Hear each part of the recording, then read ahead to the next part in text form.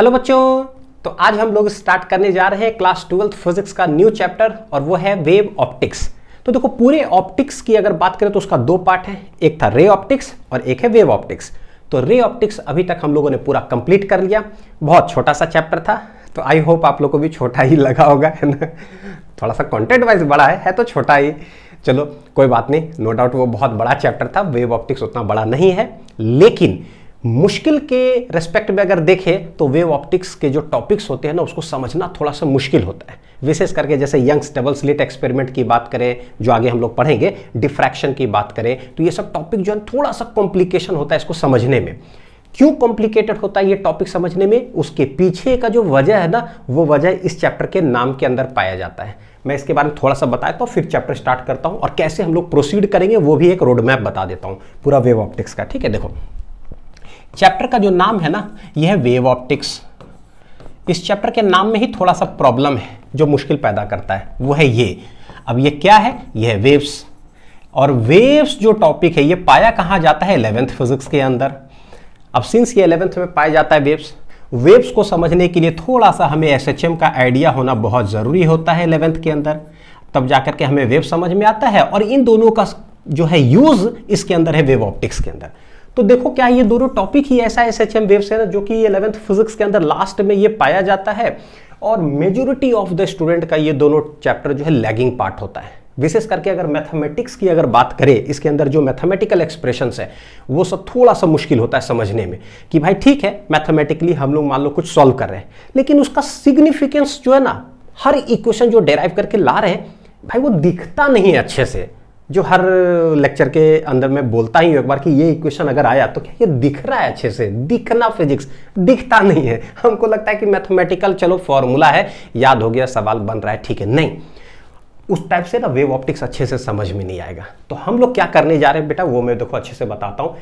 मैंने सोचा कि ऐसा कुछ पढ़ा दो समरी के रूप में, जिससे कि वेव ऑप्टिक्स जब हम पढ़ना चालू करें ना, टॉपिक जब भी जो मेन कंटेंट आए, यंग्स डबल स्लिट एक्सपेरिमेंट हो, डिफ्रैक्शन हो, इंटरफेरेंस ऑफ लाइट क्या होता है, तो हमें बहुत अच्छे से एकदम दिमाग में पिक्चर बने और चीज़ें बहुत आसान लगे, बहुत ही ज़्यादा आसान लगे। एकदम इस तरह से हम लोग पढ़ने जा रहे हैं। 50 पैसा, 1 रुपया, 1.5 रुपया, 2 रुपया, 2.5 रुपया, ये देख लेना। आप पूरा वेव ऑप्टिक्स कंप्लीट करोगे तो जो भी मैंने रुपया बोला है ना, 50 पैसा बढ़ा करके इसी तरह से पढ़ेंगे, बहुत सिंपल हो जाएगा।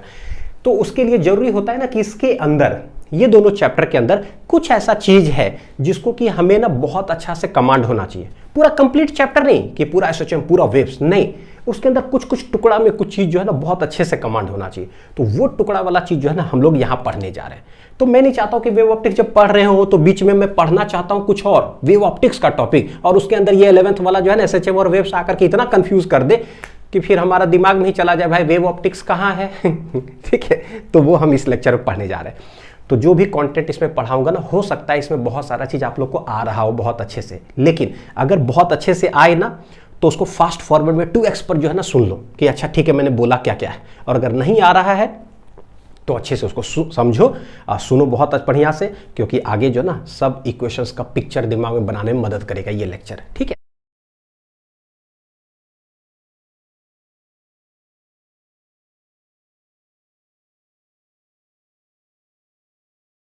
चलो बहुत ही फंडामेंटल है, शुरू करते हैं। तो सबसे पहले देखो क्या है कि इक्वेशन ऑफ डिस्प्लेसमेंट क्या होता है इन एसएचएम एंड वेव्स। तो पहले इक्वेशन लिख लेते हैं, फिर उसके अंदर जो है कुछ थोड़ा अच्छे से चलेंगे। एसएचएम के अंदर जो इक्वेशन ऑफ डिस्प्लेसमेंट होता है वो हम लोग जानते हैं, y = a sin omega t होता है ना। बोलोगे सर नहीं जानते, कोई बात नहीं, बीच में आएगा, मैं बताऊंगा कि ये कैसे आया, ये कैसे आया, ये कैसे आया, और ये इसका सिग्निफिकेंस क्या होगा आगे चल करके। तो a sin ओमेगा t होता है। वेव्स के अंदर जब हम पढ़ते हैं तो ये 3 इक्वेशन का आता है फॉर्मेट। कैसा है? तो एक हो जाता है a sin omega t minus kx, एक हो जाता है y = a sin kx minus omega t। ठीक इसका उल्टा, पता ही नहीं चलता है कि भैया ये omega t minus k x है, ठीक है, पलट गया तो क्या हो गया, बहुत भयानक कंफ्यूजन होता है। प्लस ये क्या है, ये क्या है, और ये ऐसा ही क्यों हो गया, अगर ऐसा आ जाएगा तो ये वेव्स हो जाएगा क्या, अच्छा ये इस तरह से नहीं रहेगा, सिर्फ ओमेगा टी रहेगा तो एसएचएम हो जाएगा क्या, बहुत सारा चीज़ें बोले ना, विजुअलाइजेशन सब चीज़। तो एक करके देखेंगे क्या है। फिर इसी में ए साइन जो माइनस माइनस में लिखा है उसको प्लस के अंदर कर दो, तो के x plus omega t, plus में तो सिर्फ एक ही होगा, चाहे के एक्स प्लस ओमेगा टी लिखो चाहे omega t plus k x लिखो चलेगा। तो वेव्स के अंदर 3 इक्वेशन होता है, इसको समझने की जरूरत है। वेव ऑप्टिक्स के अंदर यही दोनों इक्वेशन ऐसे करके आएगा बीच में, ठीक, तो पता चलना चाहिए भैया आ क्या रहा है, क्योंकि आएगा फिर मिलेगा तो बनेगा क्या, यह है वेव ऑप्टिक्स के अंदर। हमें यही नहीं पता है कि भाई आ क्या रहा है, इसी पर कमांड नहीं होगा तो फिर मिल करके बनेगा कि उस पर कैसे कमांड बनाएंगे। तो ठीक है, समझ में आ रहा है कि हाँ क्या पढ़ने जा रहे हैं। चलो फर्स्ट पेज में इसको लिख लो बढ़िया से, ठीक है। चलो देखते हैं पहला टॉपिक क्या है कि relation between motion of pendulum, circular motion and sine function. तो ये तीनों जो टॉपिक हम लोग पढ़ने जा रहे हैं ना, तीनों बहुत आसान है, लेकिन एसएचएम का कॉन्सेप्ट हो चाहे वेव्स का कॉन्सेप्ट हो चाहे इक्वेशन ही क्यों ना हो, सब चीज को विजुअलाइज करने देखने में ये तीनों चीज को रिलेट करके अगर पढ़ेंगे तो बहुत हमें मदद करेगा। सबसे पहले देखते हैं पेंडुलम का मोशन क्या है। तो पेंडुलम हमें पता है कि क्या होता है कि हाँ इस तरह से है कि स्ट्रिंग के सहारे एक मास कनेक्टेड होता है जिसको कि हम लोग बोलते हैं बॉब, और यही इसको पार्टिकल में बोल दूंगा फ्रीक्वेंटली, ठीक है। क्या है, ये एक पार्टिकल है और यही पार्टिकल क्या करता है, टू एंड फ्रो मोशन करता है। तो टू एंड फ्रो मोशन करेगा तो ये ऐसे और ये मैक्सिमम यहाँ तक ये जाएगा, ठीक है। तो देखो लेफ्ट साइड ये मैक्सिमम यहाँ तक जाएगा, राइट साइड मैक्सिमम ये यहाँ तक जाएगा। ये जो पोजीशन है जिसके अबाउट ये टू एंड फ्रो मोशन करता है, यानी कि दाएं बाएं दाएं बाएं दाएं बाएं जो करता है, जिस पॉइंट के about, this point is known as, क्या बोलते हैं उसको, मीन पोजीशन। तो ये है हमारा कौन सा पोजीशन, मीन पोजीशन। बहुत आसान है, पता है ये ना, मीन पोजीशन, या फिर इसको हम लोग इक्विलिब्रियम पोजीशन भी बोलते हैं, इक्विलिब्रियम पोजीशन। और मैक्सिमम मीन पोजीशन से कितना दूर तक ये मैक्सिमम डिस्प्लेस करता है, that the maximum displacement is known as क्या, एम्पलीट्यूड। तो इसको हम लोग बोलते हैं एम्पलीट्यूड, जिसको कैपिटल ए से डिनोट करेंगे। तो मैक्सिमम राइट तक यहां गया है, तो ये पोजीशन कहलाता है हमारा राइट एक्सट्रीम पोजीशन। क्या कहलाएगा, राइट एक्सट्रीम पोजीशन। और मीन पोजीशन से लेफ्ट में मैक्सिमम कितना डिस्प्लेस किया है, फिर से वो भी क्या होगा, एम्पलीट्यूड होगा, एम्पलीट्यूड ही कहलाएगा ये डिस्टेंस, ये कहलाएगा left extreme position, left extreme position, ये हो गया, ठीक। तो ये अब यहां पर देखते हैं कि ठीक है, पेंडुलम मोशन में हम लोग कब बोलेंगे कि वो जो पार्टिकल है या वो जो बॉब है ना, एक कंप्लीट साइकिल जो है वो कवर किया, कंप्लीट किया, एक कंप्लीट साइकिल कब बोलेंगे, तो बोले एक कंप्लीट साइकिल तब बोलेंगे जब ये वाला जो बॉब है, यानी जिसको मैं पार्टिकल कह रहा हूं, ये यहां से क्या करे, इधर जाए, तो यहां तक राइट एक्सट्रीम तक गया और फिर वहां से वापस आए लौट कर इसी जगह तक, तब हम लोग बोलेंगे कि देखो एक कंप्लीट साइकिल कवर कर लिया। यानी एक कंप्लीट साइकिल के अंदर पेंडुलम मोशन में कितने टोटल एम्पलीट्यूड्स देखो कवर किया है ना। सिमेट्रिक देखोगे तो ये कितना इधर से उधर जाएगा तो कितना हो जाएगा, ए प्लस ए, यानी 2 एम्पलीट्यूड्स, फिर उधर से वापस आएगा तो a प्लस ए, यानी कितना टोटल 4 एम्पलीट्यूड जो है डिस्टेंस कवर करेगा, तो वह एक कंप्लीट साइकिल कंप्लीट हो जाएगा, कहने का मतलब है ना। तो इसको हम लोग लिख लेते हैं नीचे कि एक कंप्लीट साइकिल, इसके अंदर क्या है, 1 कंप्लीट साइकिल, इसके अंदर क्या है, 4 एम्पलीट्यूड्स है, 4 एम्पलीट्यूड्स है, तो 4 टाइम्स a लिख देते हैं। एक तो ये समझ में हमें आया। अच्छा, अब आते हैं जरा सर्कुलर मोशन के अंदर कि भाई सर्कुलर मोशन में क्या है, सबसे आसान तो यही है। तो सर्कुलर मोशन में हमें पता है कि अगर कोई पार्टिकल देखो यहां से लेकर के मान लो मोशन स्टार्ट करे, ऐसे गोल गोल गोल गोल घूम रहा है, तो यहां से अगर गोल घूम करके एक साइकिल कंप्लीट करेगा तो कितना टोटल एंगल कवर करेगा। तो हम लोग क्या करते हैं, ठीक है ऐसे बना दिए, तो बोले कि भाई यहां से शुरू करे और गोल घूम करके यहां तक आए, एंगल देखो कितना कवर करेगा सेंटर पे, यहां से चला यहां आ गया, तो बोले एक कंप्लीट साइकिल अगर कवर करेगा तो टोटल 360 डिग्री, और सर्कल में डिस्टेंस अगर कवर करेगा कितना, सरकमफ्रेंस जो कि 2πr, सब रिलेट हो जाएगा आगे चल करके, ठीक। तो ये टोटल कितना हो गया, 360 डिग्री। यानी यहां पर अगर हम लोग बोले कि एक कंप्लीट साइकिल जो होगा वो कितना होगा, तो बोले 360 डिग्री होगा।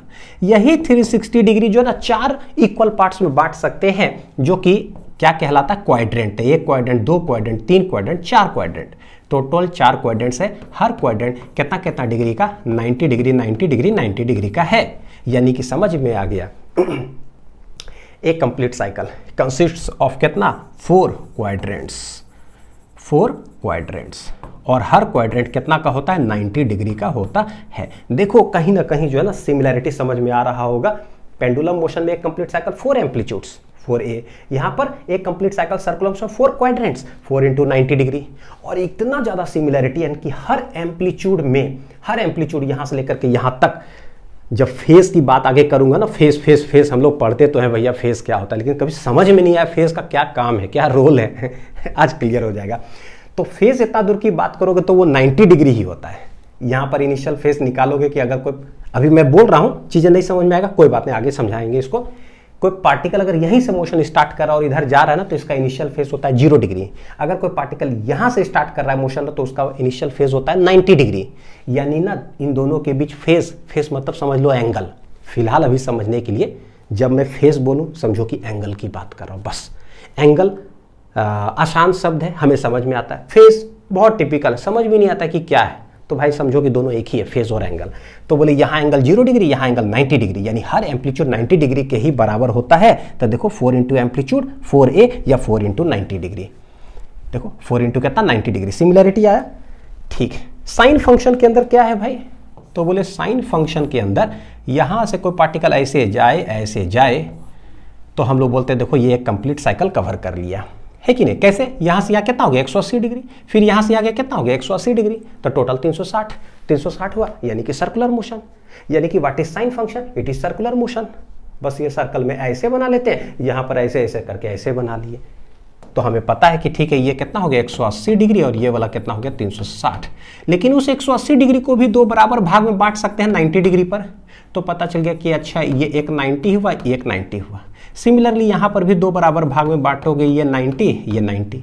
यानी कि साइन फंक्शन के अंदर भी अगर एक कंप्लीट साइकिल की अगर बात करें, एक साइकिल, तो यहाँ से यहाँ तक होगा और इसके अंदर क्या है 490s है, तो यहाँ पर भी हो गया क्या 1 कंप्लीट साइकिल इक्वल टू क्या 4 × 90 डिग्री।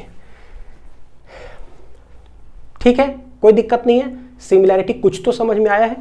देखना कि कैसे एसएचएम को खटा के इधर से इधर रिलेट करूंगा और तुरंत हमें समझ में आएगा, और फिर यही चीज का एक्सटेंशन वेव्स के अंदर होता है। आते हैं जरा टाइम पीरियड।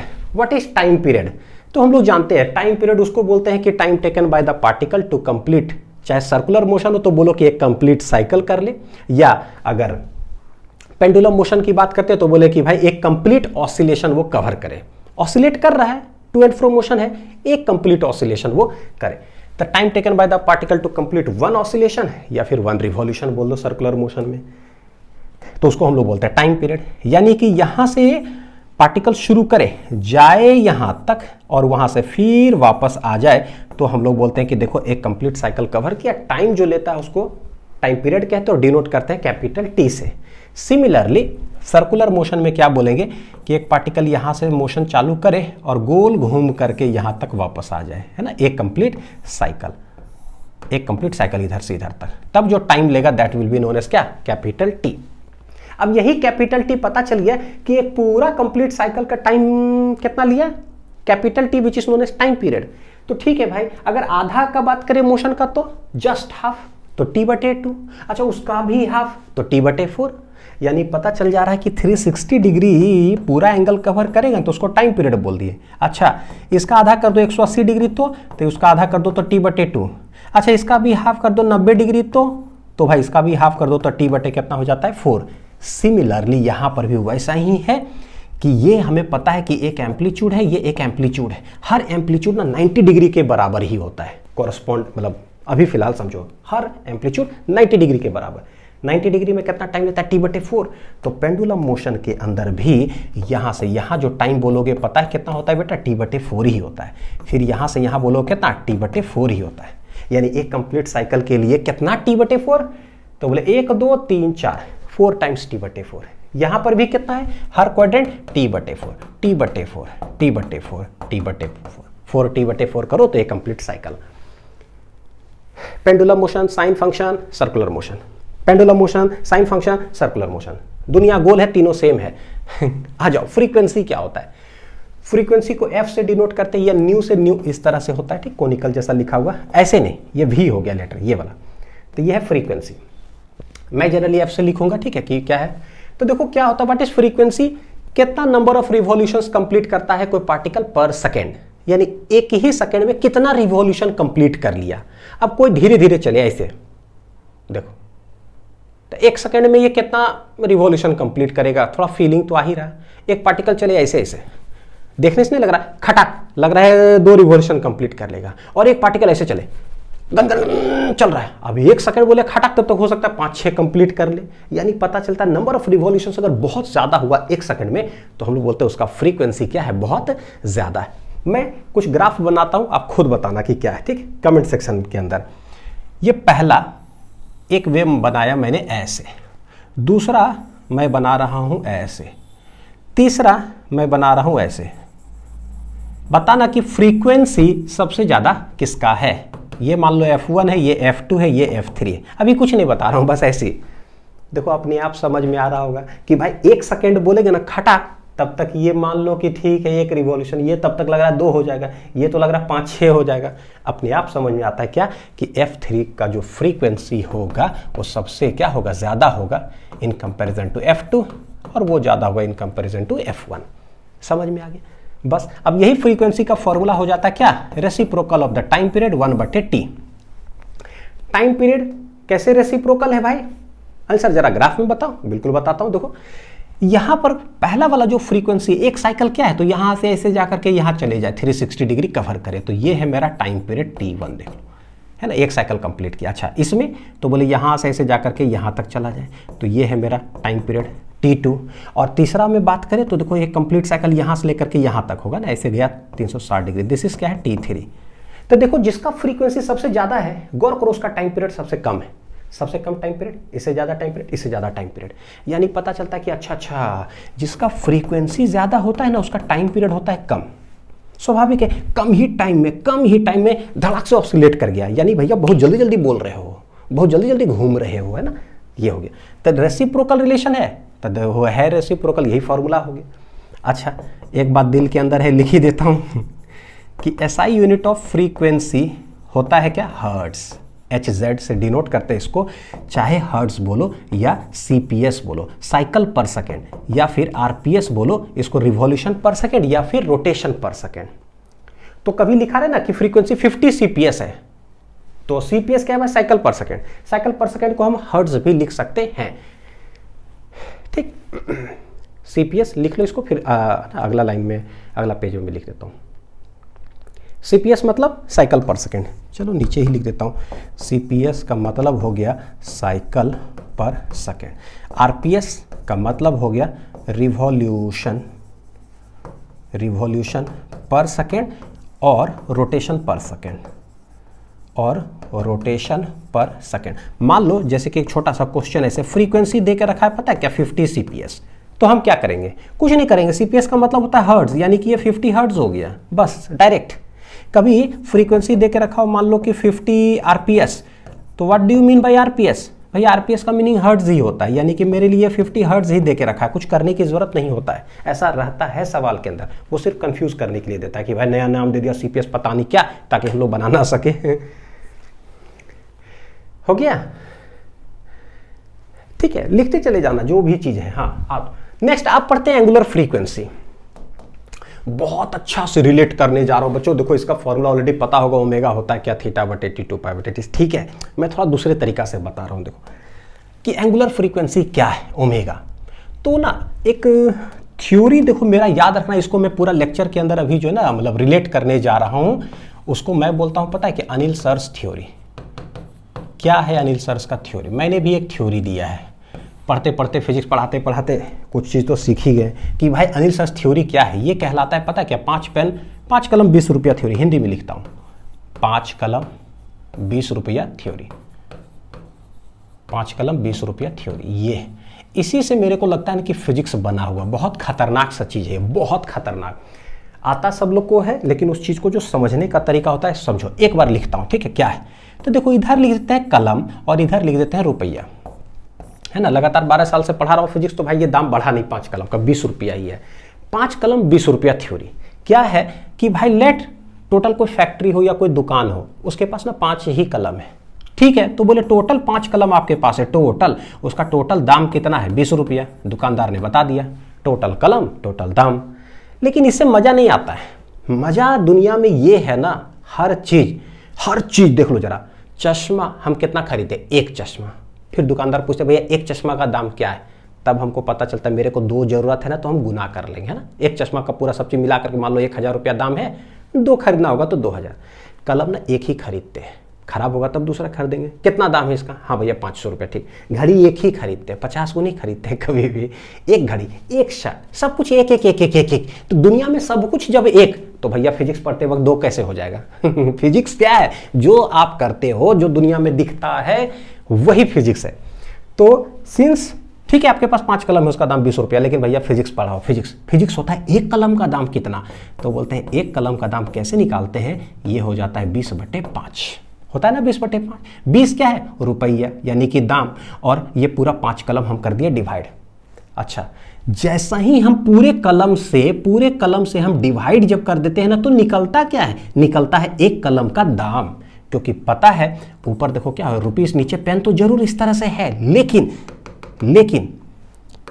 क्या है, जब इसको कट करेंगे ना तो आंसर क्या आएगा, 4 रुपीज आएगा। देखो जरा काटो, नहीं होगा, 5 4 जा 24 रुपीज। ये देखो आता सब लोग को, लेकिन एक्चुअली मैं बताना क्या चाह रहा हूं ना, कि जब एक कलम निकालते हैं तो पूरे कलम से बेसिकली हम क्या कर दिया, डिवाइड। तो जब भी कुछ पूरे चीज से डिवाइड हो जाता है ना, तो निकलता है एक चीज का दाम। पूरे कलम से तो एक कलम का क्या निकला, ऊपर दाम है तो दाम निकला, और इसको कट करने के बाद कुछ ना कुछ एक आंसर आता है, और वो आंसर बहुत इंपॉर्टेंट है, 4 रुपया है। यानी पता चल गया कि मेरा हर एक कलम का दाम कितना है, 4 रुपया। अब मेरे को अगर 5 कलम खरीदना होगा, 10 कलम, 20 कलम, 25 कलम, मैं कितना भी कलम खरीद लूंगा, खटाक से गुना कर दूंगा 4 से, आ जाएगा आंसर। लेट मैं खरीदता हूं 3 कलम मान लो, तो क्या होगा, तो बोलेंगे देखो ये हो जाएगा 20/5 और गुना हो जाएगा 3। क्या आएगा आंसर, बड़ी इंपॉर्टेंट चीज, क्या आएगा आंसर, तो बोले भाई देखो अगर इधर कलम है ना, तो कलम कलम कलम कलम ही लिखा आएगा इधर, और इधर क्या आंसर आएगा ये हमें नहीं पता, लेकिन जो भी आएगा ना होगा रुपया ही। क्यों, क्योंकि इधर रुपया है ना, तो रुपया रुपया रुपया ही आंसर आने वाला है। बड़ी इंपॉर्टेंट चीज, काट करके देखो तो 5 चौक 20, 4 तिया कितना आ जाएगा, 12 रुपया। मेरे लिए जो इंपॉर्टेंस हुआ ना अकॉर्डिंग टू वेव ऑप्टिक्स, ये रुपया रुपया रुपया ही आता है, और इधर कलम कलम कलम ही आता है। ये जो मैं सब बता रहा हूँ ना, यही है वेव ऑप्टिक्स। बोलोगे व्हाट इज वेव ऑप्टिक्स, यही है। अगर आपको ये समझ में आता है ना, मैं पूरा वेव ऑप्टिक्स पढ़ा दूंगा, बस ये समझ में आना चाहिए कि मैं कह क्या रहा हूँ। बोलोगे यार ये तो बचपन से आता है, बिल्कुल। अब आता है इधर, व्हाट इज एंगुलर फ्रीक्वेंसी। तो एंगुलर फ्रीक्वेंसी क्या है बच्चों, देखो मैं लिखता हूं इधर लेट इट बी टाइम। क्या मैं लिख रहा हूं, टाइम टेकन है इधर, ठीक है। टाइम कितना लिया, आप देखो लिख सकते हैं कलम और रुपया, चाहे मैं रुपया इधर कलम उधर लिख देता है ना, या कुछ भी। तो लेट टाइम इधर है और ये है मेरा एंगल। आपसे पूछता हूं, अगर टाइम पीरियड होगा कैपिटल टी, क्या होगा कैपिटल टी, तो बताओ कि कितना एंगल कवर करेगा। किसी तरह से भी आप सोच सकते हो, चाहे सर्कुलर मोशन चाहे साइन फंक्शन। सोचो टाइम पीरियड कैपिटल टी है, कैपिटल टी का मतलब क्या होता है, एक कंप्लीट साइकिल। और अगर एक कंप्लीट साइकिल कोई पार्टिकल कवर कर रहा हो तो कितना एंगल कवर करेगा, 360 डिग्री, यानी कि 2 पाई। तो बोले ठीक है, ये हो गया 2 पाई। जैसा कैसे 5 कलम है तो दाम हो गया 20 रुपया, ठीक है। लेकिन भैया फिजिक्स इससे नहीं चलता है, फिजिक्स एक्चुअली सेकंड लाइन से चलता है। जब हम एक कलम करते हैं तब बताओ क्या, वहीं से दुनिया चेंज होता है। तो ठीक है, कैपिटल टी में 2 पाई एंगल चलते हो भैया, इससे फिजिक्स में फिजिक्स चलता है कि टाइम 1 सेकेंड में कितना एंगल कवर करोगे वो बताओ। तो 1 सेकेंड में कवर कितना करेगा, 2 पाई बटे टी, 2 पाई बटे क्या हो जाएगा टी। और इसको कट करने के बाद ना बहुत खतरनाक चीज आता है, 4 रुपया, क्योंकि इससे हमें पता चल जाता है एक कलम का दाम 4, तो हम कितना भी कलम खरीद सकते हैं। सिमिलर वे में 2 पाई बटे टी को कुछ करोगे ना तो ये सॉल्व होकर के कुछ आता है आंसर, जैसे कि यहाँ आया है, ये आंसर आया है। इस आंसर का बहुत सिग्निफिकेंस है, दिस इज नोन एज क्या, एंगुलर फ्रीक्वेंसी कहते हैं। 4 रुपया को क्या बोलोगे, कुछ तो नाम होगा 4 रुपया का, क्या, एक कलम का दाम है, एक कलम का दाम है। अच्छा, व्हाट इज ओमेगा, तो बोले भैया हर एक सेकेंड के अंदर कितना एंगल कवर करता है वो बता दो। पार्टिकल गोल गोल गोल गोल घूम रहा है, पूरा 5 कलम खरीद लिए, पूरा पैसा 20 रुपया दे दिए। एक कलम खरीद तो कितना देते हो, 4 रुपया। हाँ, उसका सिग्निफिकेंस है, ठीक। इस इधर आते हैं, एक बार पूरे गोल घूम लिए कैपिटल टी ना, पूरा एंगल 360 डिग्री, उससे नहीं। हर एक सेकंड जब चलता है ना पार्टिकल, तो कितना एंगल कवर करते हुए चलता है, हर एक सेकंड। मान लो 30 डिग्री, तो हर एक सेकंड में 30 डिग्री, हर एक सेकंड में 30 डिग्री, हर एक सेकंड में 30 डिग्री, भैया उसी को हम लोग बोलते हैं एंगुलर फ्रीक्वेंसी है। देखो 30 डिग्री कवर करते जाएगा हर एक सेकंड में, क्या यही तो फ्रीक्वेंसी है ना, गोल गोल गोल गोल, उससे क्या होगा, घूमते जाएगा। तो कहीं ना कहीं ये एक ऐसा कांस्टेंट चीज है जो हमें बताता है कि भैया किस फ्रीक्वेंसी से ये गोल गोल गोल गोल पार्टिकल घूम रहा है। आई होप कि समझ में आया होगा बच्चों। तो ओमेगा हो गया कितना, 2 पाई बटे कैपिटल टी, 2 पाई बटे कैपिटल टी। अभी भी नहीं समझ में आता, लगता है मैं क्या क्या ऐसा बोल दूं ना जिससे पता चल पाए कि भाई ये क्या है 5 कलम 20 रुपया थ्योरी। ठीक, कमेंट करके बताना कि क्या आप इसको बहुत अच्छे से समझ पाए जैसा मैं चाह रहा हूं समझाने के लिए।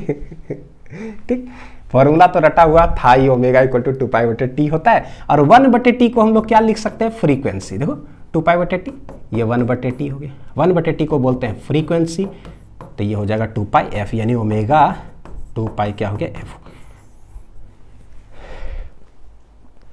ठीक है, एसआई यूनिट ऑफ ओमेगा जो होता है, एसआई यूनिट ऑफ ओमेगा ये होता है ना रेडियन पर सेकेंड। क्या होता है, रेडियन पर सेकेंड। देख लो जरा, ओमेगा क्या है, एंगल, 2 पाई तो रेडियन हो गया, और नीचे टाइम है सेकेंड, तो रेडियन पर सेकेंड इसका एसआई यूनिट हो गया। ये हो गया मेरा एंगुलर फ्रीक्वेंसी। अब आते हैं कॉन्सेप्ट ऑफ एंगल और फेज। तो बोले ना अभी फिलहाल क्या है, फेज जब बोलूंगा तो फेज का मतलब समझना है कि एंगल ही है, और एंगल मतलब 30 डिग्री 40 डिग्री वही। तो सबसे पहले कॉन्सेप्ट ऑफ एंगल समझते हैं इन टर्म्स ऑफ टाइम। अब फिर से वही 5 कलम 20 रुपया थ्योरी, हर जगह पर ना वही चलेगा, 5 पेन 20 रुपीज थ्योरी। कुछ भी होगा ना, पूरा वेव ऑप्टिक्स इसी से चलता है। एसएचएम हो गया, वेव्स हो गया, ईएम वेव्स हो गया, वेव ऑप्टिक्स हो गया, डुअल नेचर ऑफ एटम पढ़ेंगे, dual nature of matter radiation, atoms chapter पढ़ेंगे, सब में यही 5 कलम 20 रुपया। तो क्या है ये, देखो जरा इन टर्म्स ऑफ टाइम हम बोलते हैं, इधर लिख देते हैं टाइम, क्या लिख देते हैं इधर, टाइम, उधर इधर लिख देते हैं एंगल। टाइम इधर लिखते हैं एंगल, जो अभी जस्ट पढ़ रहे थे। ठीक है, कैपिटल टी टाइम अगर होगा ना, यानी कि टाइम पीरियड, तो कितना एंगल कवर करेगा, 360 डिग्री, यानी कि 2 पाई, हम जानते हैं एक साइकिल में। ठीक है, अच्छा, लेकिन इससे फिजिक्स नहीं चलता। फिजिक्स है कि 1 सेकेंड टाइम रखेंगे तो कितना, तो 2 पाई बटे कैपिटल टी, और इसका एक नया नाम हम देख लिए, कट करके क्या आता है, एंगुलर फ्रीक्वेंसी इसको बोलते हैं। 1 सेकेंड में कितना एंगल कवर करेगा, 2 पाई बटे टी। अब जब ऐसा आ गया ना, तो उसके बाद तो हम लोग कितना भी टाइम में निकाल सकते हैं। तो लेट एनी टाइम टी में कितना एंगल कवर करेगा, तो let at any time T, छोटा वेरिएबल, तो उसमें कितना कवर करेगा, तो ये हो जाएगा 2 पाई बटे कैपिटल टी इंटू टी। हो गया, आंसर क्या आएगा, तो भैया 5 कलम 20 रुपया थ्योरी हम पूछे थे, याद है आंसर क्या आएगा, तो बोले आंसर ना रुपया रुपया रुपया ही आएगा, क्योंकि ऊपर में रुपया था। फिर से पूछता हूं आंसर क्या आएगा, तो बोला सर ऊपर में एंगल है ना, तो angle angle angle angle angle ही आ रहा है, तो भैया एंगल ही आएगा। कितना एंगल आएगा, तो बोलो टाइम आपने क्या लिया, कुछ भी, लेट एनी टाइम टी, तो एंगल क्या आएगा, कुछ भी, लेट एनी एंगल थीटा। तो यह हम लोग ना उसको फाई से डिनोट कर देते हैं। कोई भी एंगल है, कोई भी टाइम, कोई भी एंगल, पूरा टाइम पूरा एंगल। तो ये क्या हो गया भाई, 2 पाई बटे टी बन गया ओमेगा टी, ये हो गया मेरा फाई, यानी कि फाई का एक मेरे लिए फॉर्मूला आ गया, क्या आ गया, ओमेगा टी। क्या आ गया, phi equal to omega T. यही है concept of angle. Angle in terms of time हमने लिखा है कि टाइम में कैसे एक्सप्रेस करोगे, तो theta equal to omega t होता है ना, बस ओमेगा टी। लेकिन थोड़ा पढ़ाने का तरीका मैंने बदल दिया है 5 कलम 20 रुपया से, जिससे आपको समझ में आए, जरूरत पड़ेगा वेव ऑप्टिक्स के अंदर खूब इसका यूज करेंगे। ठीक, next, what is wavelength. Wavelength को लैम्डा से डिनोट करते हैं। तो वेवलेंथ एक ऐसा टर्म है ना जो हमें बचपन से पढ़ाया क्या गया कि it is defined as the distance between 2 consecutive crest या कंसेक्यूटिव ट्रफ होना चाहिए किसी वेव का। तो मान लो कि एक वेव मैं ऐसा बनाता हूं, एक लहर ऐसा ऐसा ऐसा एक वेव मैंने बना दिया। ठीक है, व्हाट इज वेवलेंथ, तो क्रेस्ट इसमें कौन कहलाता है, ट्रफ कौन कहलाता है, तो ये जो टॉप वाला पॉइंट होता है वो कहलाता है क्रेस्ट। ठीक है, और ये जो बॉटम वाला पॉइंट होता है उसको हम लोग क्या बोलते हैं, ट्रफ। तो बोला जाता है वेवलेंथ क्या पढ़ाया गया कि कंसेक्यूटिव क्रेस्ट अगर लोग तो उसके बीच का जो डिस्टेंस होता है ना उसी को बोलते हैं वेवलेंथ लैम्डा, या कंसेक्यूटिव जो ट्रफ होगा ना उसके बीच का जो डिस्टेंस होगा उसी को बोलते हैं वेवलेंथ लैम्डा। ऐसा लगता है जो बचपन से पढ़े हैं कि एक वेव ऐसा है, एक क्रेस्ट हो गया, एक स्केल लेंगे और स्केल से रख करके इसको नाप लेंगे बढ़िया से, यहाँ जो डिस्टेंस आएगा ना वही हो गया वेवलेंथ। नहीं लगता ऐसा क्योंकि पढ़ाया यही है, तो भाई क्रेस्ट भी स्केल से नाप लो, क्या यही वेवलेंथ है? या फिर ट्रफ से ट्रफ तक नापेंगे, यही वेवलेंथ है, या कुछ और है वेवलेंथ का मतलब? बेटा कुछ और है ना, पढ़ाया ये गया इसलिए क्योंकि पता नहीं क्यों पढ़ाया गया ना, उसके बारे में तो मेरे को नहीं पता कि पढ़ाया क्यों गया, लेकिन मीनिंग कुछ और होता है। ऐसा नहीं है कि क्रेस्ट से क्रेस्ट ही वेवलेंथ है, ट्रफ से ट्रफ ही वेवलेंथ है, गलत। अगर मैं बोलूं कि यहां से लेकर के ऐसे मैंने बना दिया, क्या इस पॉइंट से लेकर के इस पॉइंट तक क्या ये वेवलेंथ है कि नहीं है? कमेंट करके बताओ जरा, क्या यहां से लेकर के यहां तक ये डिस्टेंस वेवलेंथ है या नहीं है? वेवलेंथ है या नहीं है? Question mark. ये ना तो क्रेस्ट है ना तो ट्रफ है, लेकिन पढ़ाया तो ये गया। मैं यहां से लेकर के यहां तक पूछ रहा हूं, या फिर मैं और भी खराब तरीके से अगर पूछ लूं तो बताना क्या ये वेवलेंथ है या नहीं है। ऐसे ऐसे वेव है ना, ठीक है। यहां से लेकर के यहां तक तो मेरा एक सवाल की वेवलेंथ है कि नहीं। अब करता क्या हूं कि लेट यहां से लेकर के यहां तक, ठीक है जो भी है, एक कंप्लीट साइकिल तो है, यहां से 30 डिग्री आगे कर देता हूं, 30 डिग्री आगे, तो ये पॉइंट आ जाएगा, है ना। फिर जिस पॉइंट यहां पर जहां तक पूछ रहा हूं वहां से भी 30 डिग्री आगे कर दो, 30 डिग्री आगे, तो ये पॉइंट आएगा, यानी इस पॉइंट से भी 30 आगे, इस पॉइंट से भी 30 आगे। तो क्या यहां से लेकर के यहां तक रैंडम कोई पॉइंट मैंने ले लिया, यहां से यहां तक, क्या ये वेवलेंथ है, हाँ या ना? क्वेश्चन है मेरा, बताओ, कमेंट करके बताना, ठीक है। ये क्वेश्चन 1, ये क्वेश्चन 2। कौन आपको वेवलेंथ लग रहा है, कौन सा आपको वेवलेंथ नहीं लग रहा है, कमेंट करके बताओगे तभी मेरे को पता चलेगा, है ना। बेटा पता है क्या, ये दोनों वेवलेंथ है, ये भी वेवलेंथ है और ये भी वेवलेंथ है ना। तो कहीं ना कहीं जो है ना वेवलेंथ का मीनिंग कुछ और है। कैसे मैंने बोला कि ये वेवलेंथ है या फिर ये वेवलेंथ है, किसी भी पोजीशन से उठा लोगे। और छोड़ो 30, मैं तो बोलता हूँ 29.78 कोई ले लिए कोई, या 26.5 कुछ भी ले लो भाई, कोई भी यहाँ से 26 घसका दो, 26 इधर से घसका दो, उन दोनों के बीच का डिस्टेंस वेवलेंथ कहलाता है। सवाल है कि क्यों? तो एक्चुअली क्या होता है, ये जो डेफिनेशन है इसको बहुत अच्छे से दिमाग में पिक्चर बनाने की जरूरत था कि distance between two consecutive crest होता क्या है, क्या है ये। स्केल से नाप लेते हैं कि कुछ और है, कुछ और है, क्या कुछ और है? देखो ये क्रेस्ट है, ये क्रेस्ट है। वेव कैसा है? साइन फंक्शन है, शुरू से पढ़ के आ रहे हैं भाई। यहां से लेकर के यहां तक के मीनिंग क्या होता है? एक्चुअली ये साइन फंक्शन है, लेकिन ये सर्कुलर मोशन है। और सर्कुलर मोशन का मतलब हो गया कि यहां से पार्टिकल एक्चुअली देखो यहां तक कैसे गया होगा, तो यहां से यहां गया, 90 डिग्री कवर किया, फिर यहां से लेकर के यहां तक गया, कैसे कैसे करके जाता है, बीच में पता है ये 90 या 90 टोटल 180 होता है। फिर यहां से यहां तक क्रेस्ट तक कितना एंगल कवर किया? 90। यानी कि देखोगे distance between two consecutive crest cover करने के लिए पार्टिकल जो है ना टोटल कितना एंगल कवर किया है, तो 90 90 90 90, यानी कि यहां से लेकर के यहां तक ट्रैवल करने में कितना एंगल कवर करता है? 360 डिग्री। और जैसे ही 360 डिग्री पता चला, ओह, तो चले गए पहला वाला स्लाइड में। 360 डिग्री का मतलब क्या होता है? पार्टिकल सर्कल में चला है, पूरा एक कंप्लीट सर्कल। कंप्लीट सर्कल चलेगा तो डिस्टेंस क्या होता है पार्टिकल का? सोचो, कंप्लीट सर्कल में सरकमफ्रेंस 2πr। यानी कि कहीं ना कहीं हम कह सकते हो भाई, जिसको तुम वेवलेंथ कह रहे हो ना, वो सर्कुलर में डिस्टेंस है एक कंप्लीट साइकिल का, और वो सरकमफ्रेंस होता है, यानी वो 2πr होता है, क्योंकि 360 डिग्री कवर किया है कि नहीं? ठीक है। अच्छा, ट्रफ की बात करो जरा भाई। ये ट्रफ है, ये ट्रफ है, तो को ट्रफ से ऐसे चला, ये 90, फिर यहाँ 90, फिर ये वाला 90, और फिर ट्रफ तक आए तो कितना? 90। यानी कि फिर यहाँ ट्रफ से ट्रफ तक कितना हुआ? 90 90 90 90, कितना हो गया? 360 डिग्री। यानी ये भी कितना हो गया? 360 डिग्री। इसीलिए डेफिनेशन ऐसा हमें पढ़ा दिया गया। तो भैया डेफिनेशन तो हम कुछ भी पढ़ सकते हैं, यहाँ से लेकर के यहाँ तक भी तो एक कंप्लीट साइकिल है, 180 180। तो क्या ये 360 डिग्री नहीं हुआ? हुआ। तो 360 डिग्री जहां एंगल कवर करे भैया, that is distance is known as wavelength. तो यहां भी देख लो जरा, 30 डिग्री हमने आगे घसकाया, 30 डिग्री हमने आगे घसकाया, तो क्या फर्क पड़ता है? यहां से लेकर के यहां तक 360 था, 30 आगे घसका दिया, 30 आगे घसका दिया, तो यहां से लेकर के यहां तक कितना हो जाएगा? 360 डिग्री ही तो होगा, है ना। इधर से 30 डिग्री कम करो, उधर से 30 डिग्री बढ़ा दिए, तो भैया अगेन 360 डिग्री।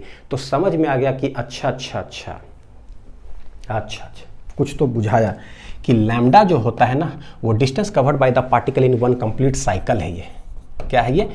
ये है distance covered by the particle, distance covered by the particle in one complete cycle, one complete cycle, या सर्कुलर मोशन में एक कंप्लीट साइकिल जो है यहां से लेकर के यहां तक जो कवर करेगा वो क्या कहलाएगा? तो इसी को हम लोग बोल सकते हैं क्या? 2πr, यानी कि सरकमफ्रेंस बोल दो।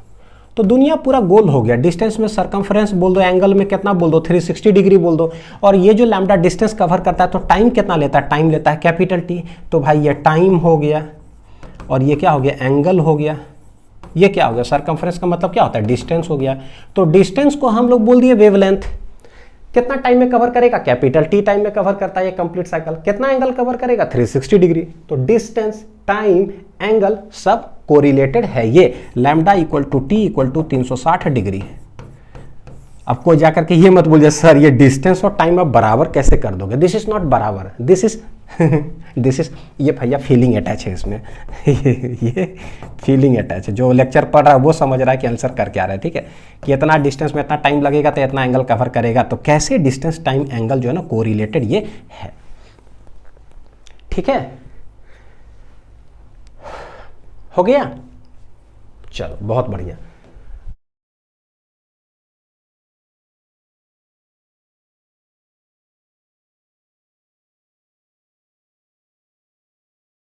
अब आते हैं, देखो वेव नंबर है। सिंस वेवलेंथ हमने समझा, अब समझते हैं वेव नंबर क्या है।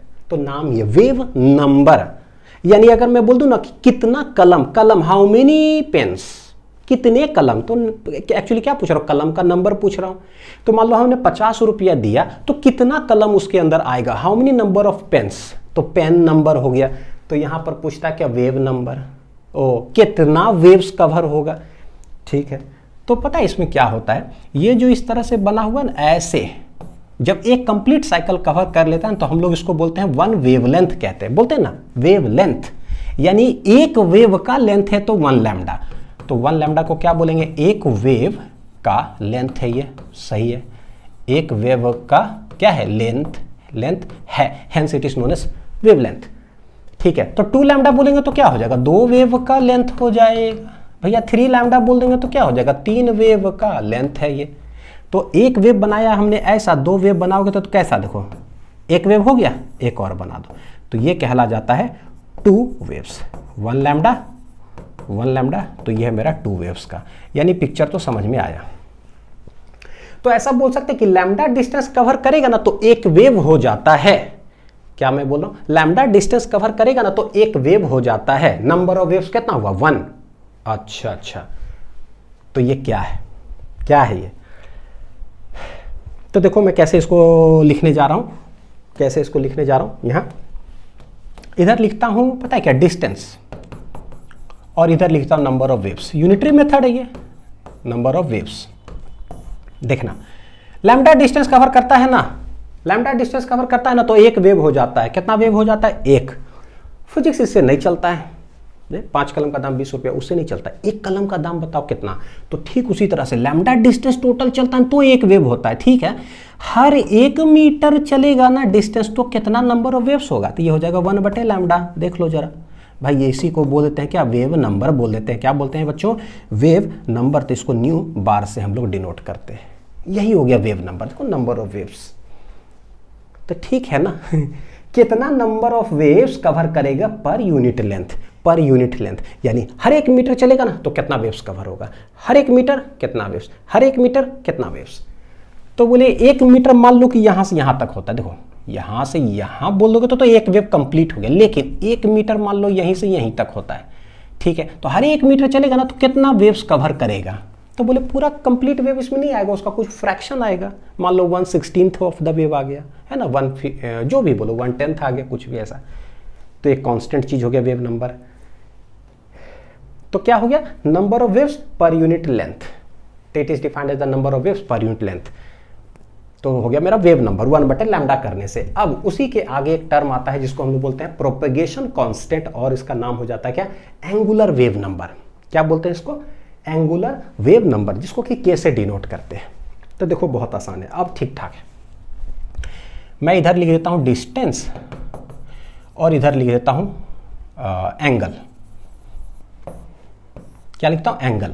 हमें बहुत अच्छा से पता है कि लैम्डा डिस्टेंस जब ट्रैवल करता है तो 360 डिग्री एंगल कवर कर लेता है, पूरा कंप्लीट साइकिल वाला, ठीक है। तो लिखते हैं, अगर लैम्डा डिस्टेंस अगर ट्रैवल करेगा ना तो कितना एंगल कवर करेगा, 360 डिग्री, यानी कि 2 पाई। ये हो गया मेरा 5 कलम 20 रुपया जैसा। लेकिन उससे नहीं चलता है, तो भैया हर 1 मीटर जब वेव चलेगा ना, हर 1 मीटर जब चलेगा तो कितना एंगल कवर करेगा वो बताओ। तो ये हो जाएगा 2 पाई बटे लैम्डा, देखो बटे लैम्डा। और यही 2 पाई बटे लैम्डा जो है कटने के बाद कुछ तो आंसर आएगा ना, ये आंसर आता है के।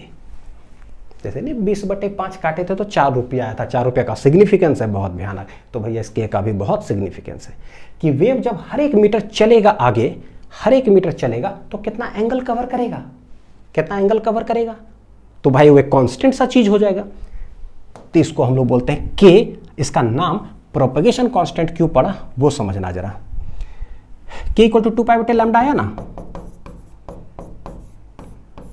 ठीक है। तो ये क्या है, 2 पाई मतलब एंगल, और ये क्या है डिस्टेंस, यानी हर एक मीटर वेव चलेगा तो कितना एंगल कवर करेगा। अच्छा तो मैं वेव से बनाता हूं, देखो जरा।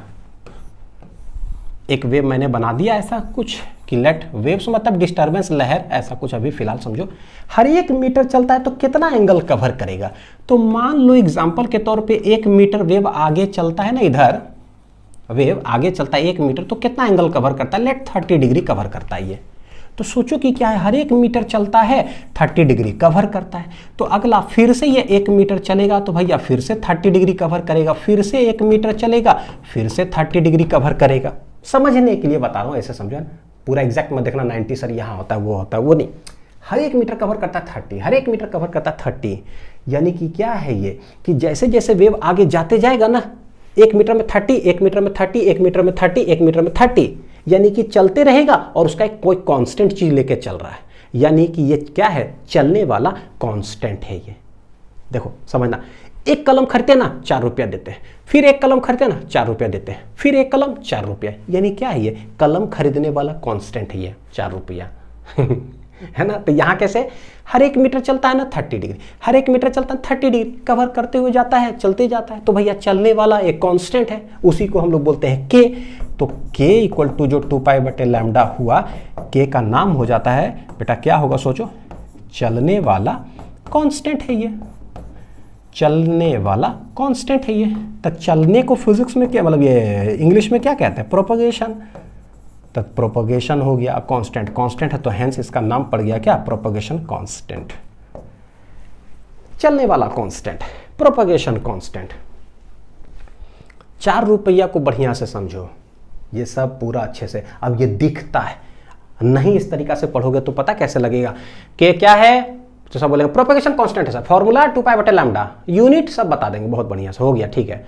क्या होता है ये, उसको वो क्या मतलब वो क्या होता है 2 पाई बटे लैम्डा, फॉर्मूला, आंसर न्यूमेरिकल आएगा, सब्स्टिट्यूट कर देंगे, लैम्डा रख देंगे, आंसर आ जाएगा।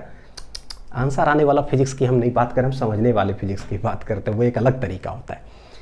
इसका अगर यूनिट की अगर बात करोगे तो कितना होगा, SI यूनिट, तो SI यूनिट ऑफ के प्रोपगेशन कांस्टेंट कितना हो जाएगा, ऊपर है एंगल तो रेडियन, नीचे है डिस्टेंस मीटर, तो ये हो जाएगा रेडियन पर मीटर हो जाएगा इसका SI यूनिट। ठीक है, कोई दिक्कत नहीं है ना। तो ये हो गया हमारा प्रोपगेशन कांस्टेंट। इसको हम लोग देखो एंगुलर वेव नंबर भी बोले, है ना।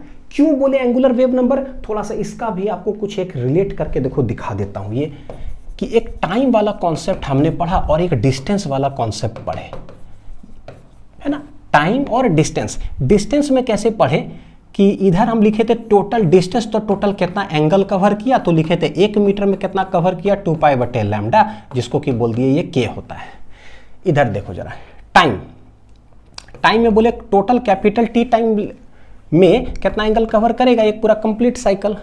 तो भैया हर एक सेकेंड में कितना कवर करेगा, तो 2 पाई बटे टी, और इसका नाम हो गया था क्या, ओमेगा क्या हो गया था, ओमेगा। तो यहां गौर करके देखो कि क्या है, सबसे पहले हम लोग पढ़े इसके अंदर पता है क्या, टाइम पीरियड। क्या पढ़े, टाइम पीरियड। उसके बाद रेसिप्रोकल ऑफ टाइम पीरियड पढ़े, उसका नाम हो गया था फ्रीक्वेंसी। और यही रेसिप्रोकल ऑफ टाइम पीरियड जो नाम है फ्रीक्वेंसी, इसी में क्या किया, 1/t में बस 2 पाई मल्टीप्लाई कर दिया। तो जैसे ही 2 पाई मल्टीप्लाई कर दिया ना, तो एक नाम हो गया क्या, ओमेगा, इसको बोल दिया, और इसका नाम हो जाता है एंगुलर फ्रीक्वेंसी। देखो कितना अच्छा राइमिंग है, मस्त है एकदम, बहुत मजा आएगा पढ़ने में। टी 1/t किए तो नाम हो गया फ्रीक्वेंसी। अच्छा, ये 1/t में ही जब 2 पाई मल्टीप्लाई कर देते हैं ना, तो उसका नाम हो गया एंगुलर फ्रीक्वेंसी। इसका मतलब 1/t फ्रीक्वेंसी, एंगल मल्टीप्लाई कर दिया तो नाम हो गया एंगुलर फ्रीक्वेंसी। ओह, इसका जस्ट एनालॉगस इधर आ जाओ, ये टाइम में पढ़े थे ना, जरा डिस्टेंस में पढ़ाइए अनिल सर। तो कैपिटल टी, यहाँ क्या है, कैपिटल लैम्डा, तो इसको बोलते हैं वेव लेंथ। 1 बटे ऐसे कर दो तो ये कहला जाता है वेव नंबर। क्या कहला जाता है? Wave number. अभी जस्ट पढ़े। अच्छा, इसमें अगर 2 पाई मल्टीप्लाई करते हैं तो एंगुलर लग जाता है इसी के नाम में, जो रेसिप्रोकल वाला नाम होता है। अच्छा, यानी कि अगर 2 पाई मल्टीप्लाई कर दिए ना ऊपर, तो 2 पाई मल्टीप्लाई कर दिया एंगुलर, तो भैया ये एंगुलर हो गया, ये क्या हो गया? Wave number. क्या कुछ समझ में आया बच्चों कि कैसे टाइम वाला कॉन्सेप्ट और डिस्टेंस वाला कॉन्सेप्ट एकदम एनालॉगस है पूरे अच्छे से? इसलिए पता चलता है कि टाइम पीरियड के बाद हम फ्रीक्वेंसी क्यों पढ़ते हैं, और फ्रीक्वेंसी के बाद एंगुलर फ्रीक्वेंसी। फिर यहाँ पर वेवलेंथ डिस्टेंस में पढ़े, उसका पलट करके वेव नंबर क्यों पढ़े? क्योंकि उसके आगे जो 2 पाई मल्टीप्लाई करते हैं ना, तो वो एंगुलर वेव नंबर कहलाता है, और इसका एक सिग्निफिकेंस है फिजिक्स में, इसको के से डिनोट करते हैं। बहुत खतरनाक है ये। तो एक एंगुलर फ्रीक्वेंसी ओमेगा, एक एंगुलर वेव नंबर वो है के, और हम लोग अपने मकसद के पास पहुंच रहे हैं ओमेगा टी के पास, और के एक्स के पास पहुंच रहे हैं। ओमेगा टी तो कंप्लीट हो गया, आते हैं जरा इसके पास। क्या है कॉन्सेप्ट ऑफ एंगल और फेज इन टर्म्स ऑफ, यहाँ ना इन टर्म्स ऑफ वेवलेंथ मत बोलो, इन टर्म्स ऑफ डिस्टेंस एक्चुअली होना चाहिए वाला टॉपिक। क्या होना चाहिए यहाँ? इन टर्म्स ऑफ डिस्टेंस। टॉपिक लिख लेना, इन टर्म्स ऑफ डिस्टेंस है ये, इन टर्म्स ऑफ डिस्टेंस है ये, ठीक है। चलो देखते हैं। तो एंगल और डिस्टेंस में हम लोग बोल रहे हैं, तो भाई इधर लिख देते हैं डिस्टेंस और इधर लिख देते हैं एंगल, ठीक है। अगर डिस्टेंस मतलब क्या? एक कंप्लीट साइकिल का, तो टोटल डिस्टेंस है लैम्डा, तो टोटल एंगल कवर करता है 2 पाई एंगल, ठीक है। इससे फिजिक्स नहीं चलता है भैया, डिस्टेंस में हर एक मीटर में क्या होगा, तो 2 पाई बटे लैम्डा, और पता है कि इसको काटने के बाद कुछ आता है, that is known as propagation constant k. अब जब एक कलम का दाम हमें पता चल जाता है ना 4 रुपये, उसके बाद हम कितना भी कलम का निकाल सकते हैं। तो हर एक मीटर में कितना एंगल वेव कवर करेगा ना, ये पता चल गया ना, उसके बाद हम कोई भी डिस्टेंस का निकाल लेंगे। तो लेट एक्स डिस्टेंस चलता है, लेट, तो ये क्या हो जाएगा? एक्स मीटर में क्या हो जाएगा? तो बोलेंगे 2 पाई बटे लैम्डा इंटू एक्स। भाई आंसर क्या आएगा? क्या आएगा आंसर? यहीं पर अक्सर डाउट होता है। मैं जब भी पूछता हूँ क्या आंसर आएगा, तो समझ में नहीं आता यार, हमें क्या पता कि क्या आंसर आएगा। तब पता चलता है 5 कलम 20 रुपया वाला, इधर कलम है तो कलम कलम कलम, इधर रुपया तो रुपया रुपया रुपया। इससे पता चलता है कि अगर ऊपर एंगल है ना, तो ये एंगल होगा, ये भी एंगल होगा, ये भी क्या होगा? एंगल। कितना एंगल होगा? तो बोले कुछ भी डिस्टेंस है तो कुछ भी एंगल होगा, that is known as phi. हमें क्या पता कि क्या है, लेकिन होगा तो एंगल ही, क्योंकि 5 कलम 20 रुपया पढ़ के आए हैं घर से। हेंस 2 पाई बटे लैम्डा बिकम्स के, ये x इक्वल टू फाई। अब हमें समझ में आता है कि अरे यार, ये जो kx है ना, हमें देखने से पता है कैसा लगता है? kx ना डिस्टेंस जैसा फील होता है। kx एक बार रैंडमली किसी से पूछ करके ऐसे देखो kx क्या है, तो बोले x, अच्छा ये तो डिस्टेंस होगा। k क्या है? कांस्टेंट होगा कुछ? नहीं भाई, kx मल्टीप्लाई होता है ना जब ये दोनों नंबर, तो वो एंगल बन जाता है। लगता है हमें डिस्टेंस जैसा, लेकिन ये डिस्टेंस नहीं है। क्या ये एंगल है? और एंगल का मतलब 30 डिग्री, 40 डिग्री, 50 डिग्री, ये तो ये एंगल है। अब पता चला कुछ कुछ, ओहो इधर से आता है। हेंस एंगल का अभी तक हम लोग 2 चीज पढ़ चुके हैं, इन terms of time, function of time में कैसे लिखाता है, और फंक्शन ऑफ डिस्टेंस में ये कैसे लिखाता है। तो बोले भाई एंगल फंक्शन ऑफ टाइम में ओमेगा टी होता है, और यही एंगल को हम लोग ऐसे भी लिख सकते हैं, क्या? के एक्स भी लिख सकते हैं। इससे ये पता चलता है कि अगर मैं बोलूं कि 5 रुपया प्लस 2 लीटर इक्वल टू हो गया 7 केजी, क्या ये सही है कि गलत है? सोचो, 5 रुपया प्लस 2 लीटर इक्वल टू कितना हो गया? 5 2 7 और केजी हो गया। कोई मीनिंग है? नो, मीनिंगलेस चीज़ है भैया। जुटता या घटता वही चीज़ है जो सेम डायमेंशन का हो। सेम डायमेंशन का मतलब कि अगर 5 रुपया हो ना, तो ये 2 रुपया, तो ये जुड़ करके कितना हो जाएगा? 7 रुपया हो जाएगा। रुपया प्लस रुपया इज इक्वल टू क्या? रुपया होगा। यानी कि हम ऐसा बोल सकते हैं कि एंगल ना एंगल के ही साथ जुटेगा, एंगल प्लस एंगल जो है ना, जोड़ करके होने वाला क्या है? एंगल ही होगा। यानी कि ये भी एंगल है, ये भी एंगल है, तो हम ऐसे जोड़ सकते हैं omega t plus k x. देखो this is angle, this is angle, मिल करके क्या हो जाएगा? एंगल, यानी कि फाई कुछ भी। तो अक्सर हमें ऐसा लगता है कि ये टाइम होगा और ये होगा डिस्टेंस। भैया टाइम और डिस्टेंस कैसे जोड़ सकते हैं? टाइम और डिस्टेंस कैसे जोड़ सकते हैं? Not possible. लेकिन नहीं नहीं नहीं नहीं, ये ओमेगा टी जोड़ करके एंगल हो गया, ये के एक्स गुना करके मतलब ये एंगल हो गया। Angle plus angle is equal to angle, यानी कि ठीक है। एंगल में से एंगल हम घटा भी सकते हैं भाई, तो omega t minus k x भी तो लिखा जा सकता है, तो ये भी क्या होगा? एंगल ही होगा। 5 रुपया में से 2 रुपया माइनस कर दो तो 3 रुपया बचेगा, लेकिन रुपया रुपया रुपया ही होगा। तो angle can be added, angle can be subtracted. I hope कि मैं जो बताना चाह रहा हूं उस जगह तक हम पहुंचना चाह रहे हैं फीलिंग के साथ। ठीक है, एंगल का कॉन्सेप्ट क्लियर हो गया इन terms of time and distance. अब आते हैं, देखो क्या है relation between phase difference and path difference. क्या है ये phase difference and path difference? तो जब भी हम पाथ की अगर बात करेंगे तो ये पाथ का मतलब क्या होता है? रास्ता। रास्ता मतलब क्या होता है? डिस्टेंस। डिस्टेंस का मतलब होता है डिस्टेंस। डिस्टेंस का मतलब डिस्टेंस, ठीक। अच्छा, फेज का मतलब होता है एंगल, ये सिखा चुके हैं। और एंगल मतलब होता है एंगल यानी कि थीटा उटा जो भी है। इन दोनों में क्या रिलेशन है, ये वर्ड बहुत बार यूज होगा यहां पर। तो इसका थोड़ा सा अगर सिग्निफिकेंस अगर देखा जाए तो ये ऐसा है कि यहां देखो बताता हूं, देखना। हमें पता है कि भाई यहां से लेकर के यहां तक अगर एंगल की बात करें तो यहां से लेकर के यहां तक में कितना एंगल है कवर कर रहा है? 360 डिग्री यानी कि 2 पाई। ठीक है, उसका अगर हाफ की अगर बात करें यहां से यहीं तक तो कितना एंगल होगा? 180 डिग्री यानी कि पाई। भैया उसका भी अगर हाफ कर दें तो ये एंगल यहां से यहां कितना हो जाएगा? उसका भी हाफ कर दोगे तो पाई/2 हो जाएगा। यानी एंगल कैसे है, एक साइकिल का, फिर हाफ साइकिल का, फिर क्वार्टर साइकिल का एंगल समझ में आ गया। ठीक है, एंगल मतलब क्या हो गया? फेज का कितना टोटल डिफरेंस है। डिफरेंस वर्ड बोलने का मतलब क्या हुआ कि अभी मान लो 0 डिग्री है, बाद में हो गया 180 डिग्री, तो कितना एंगल का डिफरेंस हुआ? तो 180 माइनस 0 है ना, वही फेज का डिफरेंस। ठीक, कह सकते हैं। अच्छा, ये एंगल का हुआ है। डिस्टेंस का बता सकते हो कैसे? तो बोले कि देखो एक कंप्लीट साइकिल का जो डिस्टेंस होता है ना उसको हम लोग वेवलेंथ कहते हैं। बिल्कुल, कि एक वेव का लेंथ हो गया। तो भैया यहां से लेकर के यहां तक को क्या बोलोगे? तो बोले कि आधा वेव है, ये पूरा एक कंप्लीट नहीं है, उसका आधा। तो उसका आधा को क्या बोलोगे? λ/2 बोल दो, है कि नहीं? अच्छा, उसका भी आधा अगर कर दोगे तो ये क्वार्टर हो गया। तो यानी कि जो λ/2 डिस्टेंस है ना उसका भी हाफ करोगे तो क्या हो जाएगा? λ/4 हो जाएगा। यानी हमें यहां पता चल जा रहा है कि हर 90 डिग्री जो होगा ना वो λ/4 डिस्टेंस के बराबर होगा, है ना। तो कहीं ना कहीं देखो क्या है, एंगल और डिस्टेंस कोरिलेटेड है एक दूसरे से। हर 90 डिग्री कितना डिस्टेंस को करस्पॉन्ड करेगा? λ/4 को पता चल जा रहा है। यानी कि डिस्टेंस में जिसको हम लोग बोल देते हैं λ/4, तो यही हो जाता है 90 डिग्री के बराबर। और ये किस में हो गया? एंगल में। डिस्टेंस को बोल दो पाथ डिफरेंस। क्या बोल दो? पाथ, कितने रास्ते में अंतर हो गए। और एंगल को बोल दो फेज डिफरेंस। क्या बोल दो? Phase difference. फेज डिफरेंस को फाई से यानी डेल्टा फाई से डिनोट कर सकते हैं। और पाथ मतलब रास्ता में कितना डिफरेंस हुआ, रास्ता मतलब क्या? एक्स, तो ये डेल्टा एक्स हो गया। यानी कहीं ना कहीं एक फॉर्मूला हमारे पास होना चाहिए कि जब इतना डिस्टेंस होता है ना तो इतना एंगल। अच्छा, जब लैम्डा डिस्टेंस तो 2 पाई एंगल। तो भाई कोई ना कोई फॉर्मूला तो होना चाहिए जो कि पाथ और फेज में क्या करे? रिलेट करे। चाहे कोई भी चीज को हम डिस्टेंस से समझ सकते हैं या फिर एंगल से समझ सकते हैं। कोई एक मान लो कि आदमी बोले कि 360 डिग्री, हम एंगल ही सिर्फ बोलेंगे। हाँ ठीक है, तो बोलो, क्या दिक्कत है? 360 डिग्री। एक आदमी आएगा बोलेगा नहीं हम सिर्फ डिस्टेंस में ही बोलेंगे, वेवलेंथ। बोले भाई दोनों एक ही बात ही बोल रहे हो। वेवलेंथ बोल रहे हो चाहे 360 डिग्री, पार्टिकल तो एक ही साइकिल कंप्लीट किया है। नहीं इच्छा एंगल में बोलने का मत बोलो, तुम्हारा नहीं इच्छा है डिस्टेंस में बोलने का मत बोलो, क्या फर्क पड़ता है?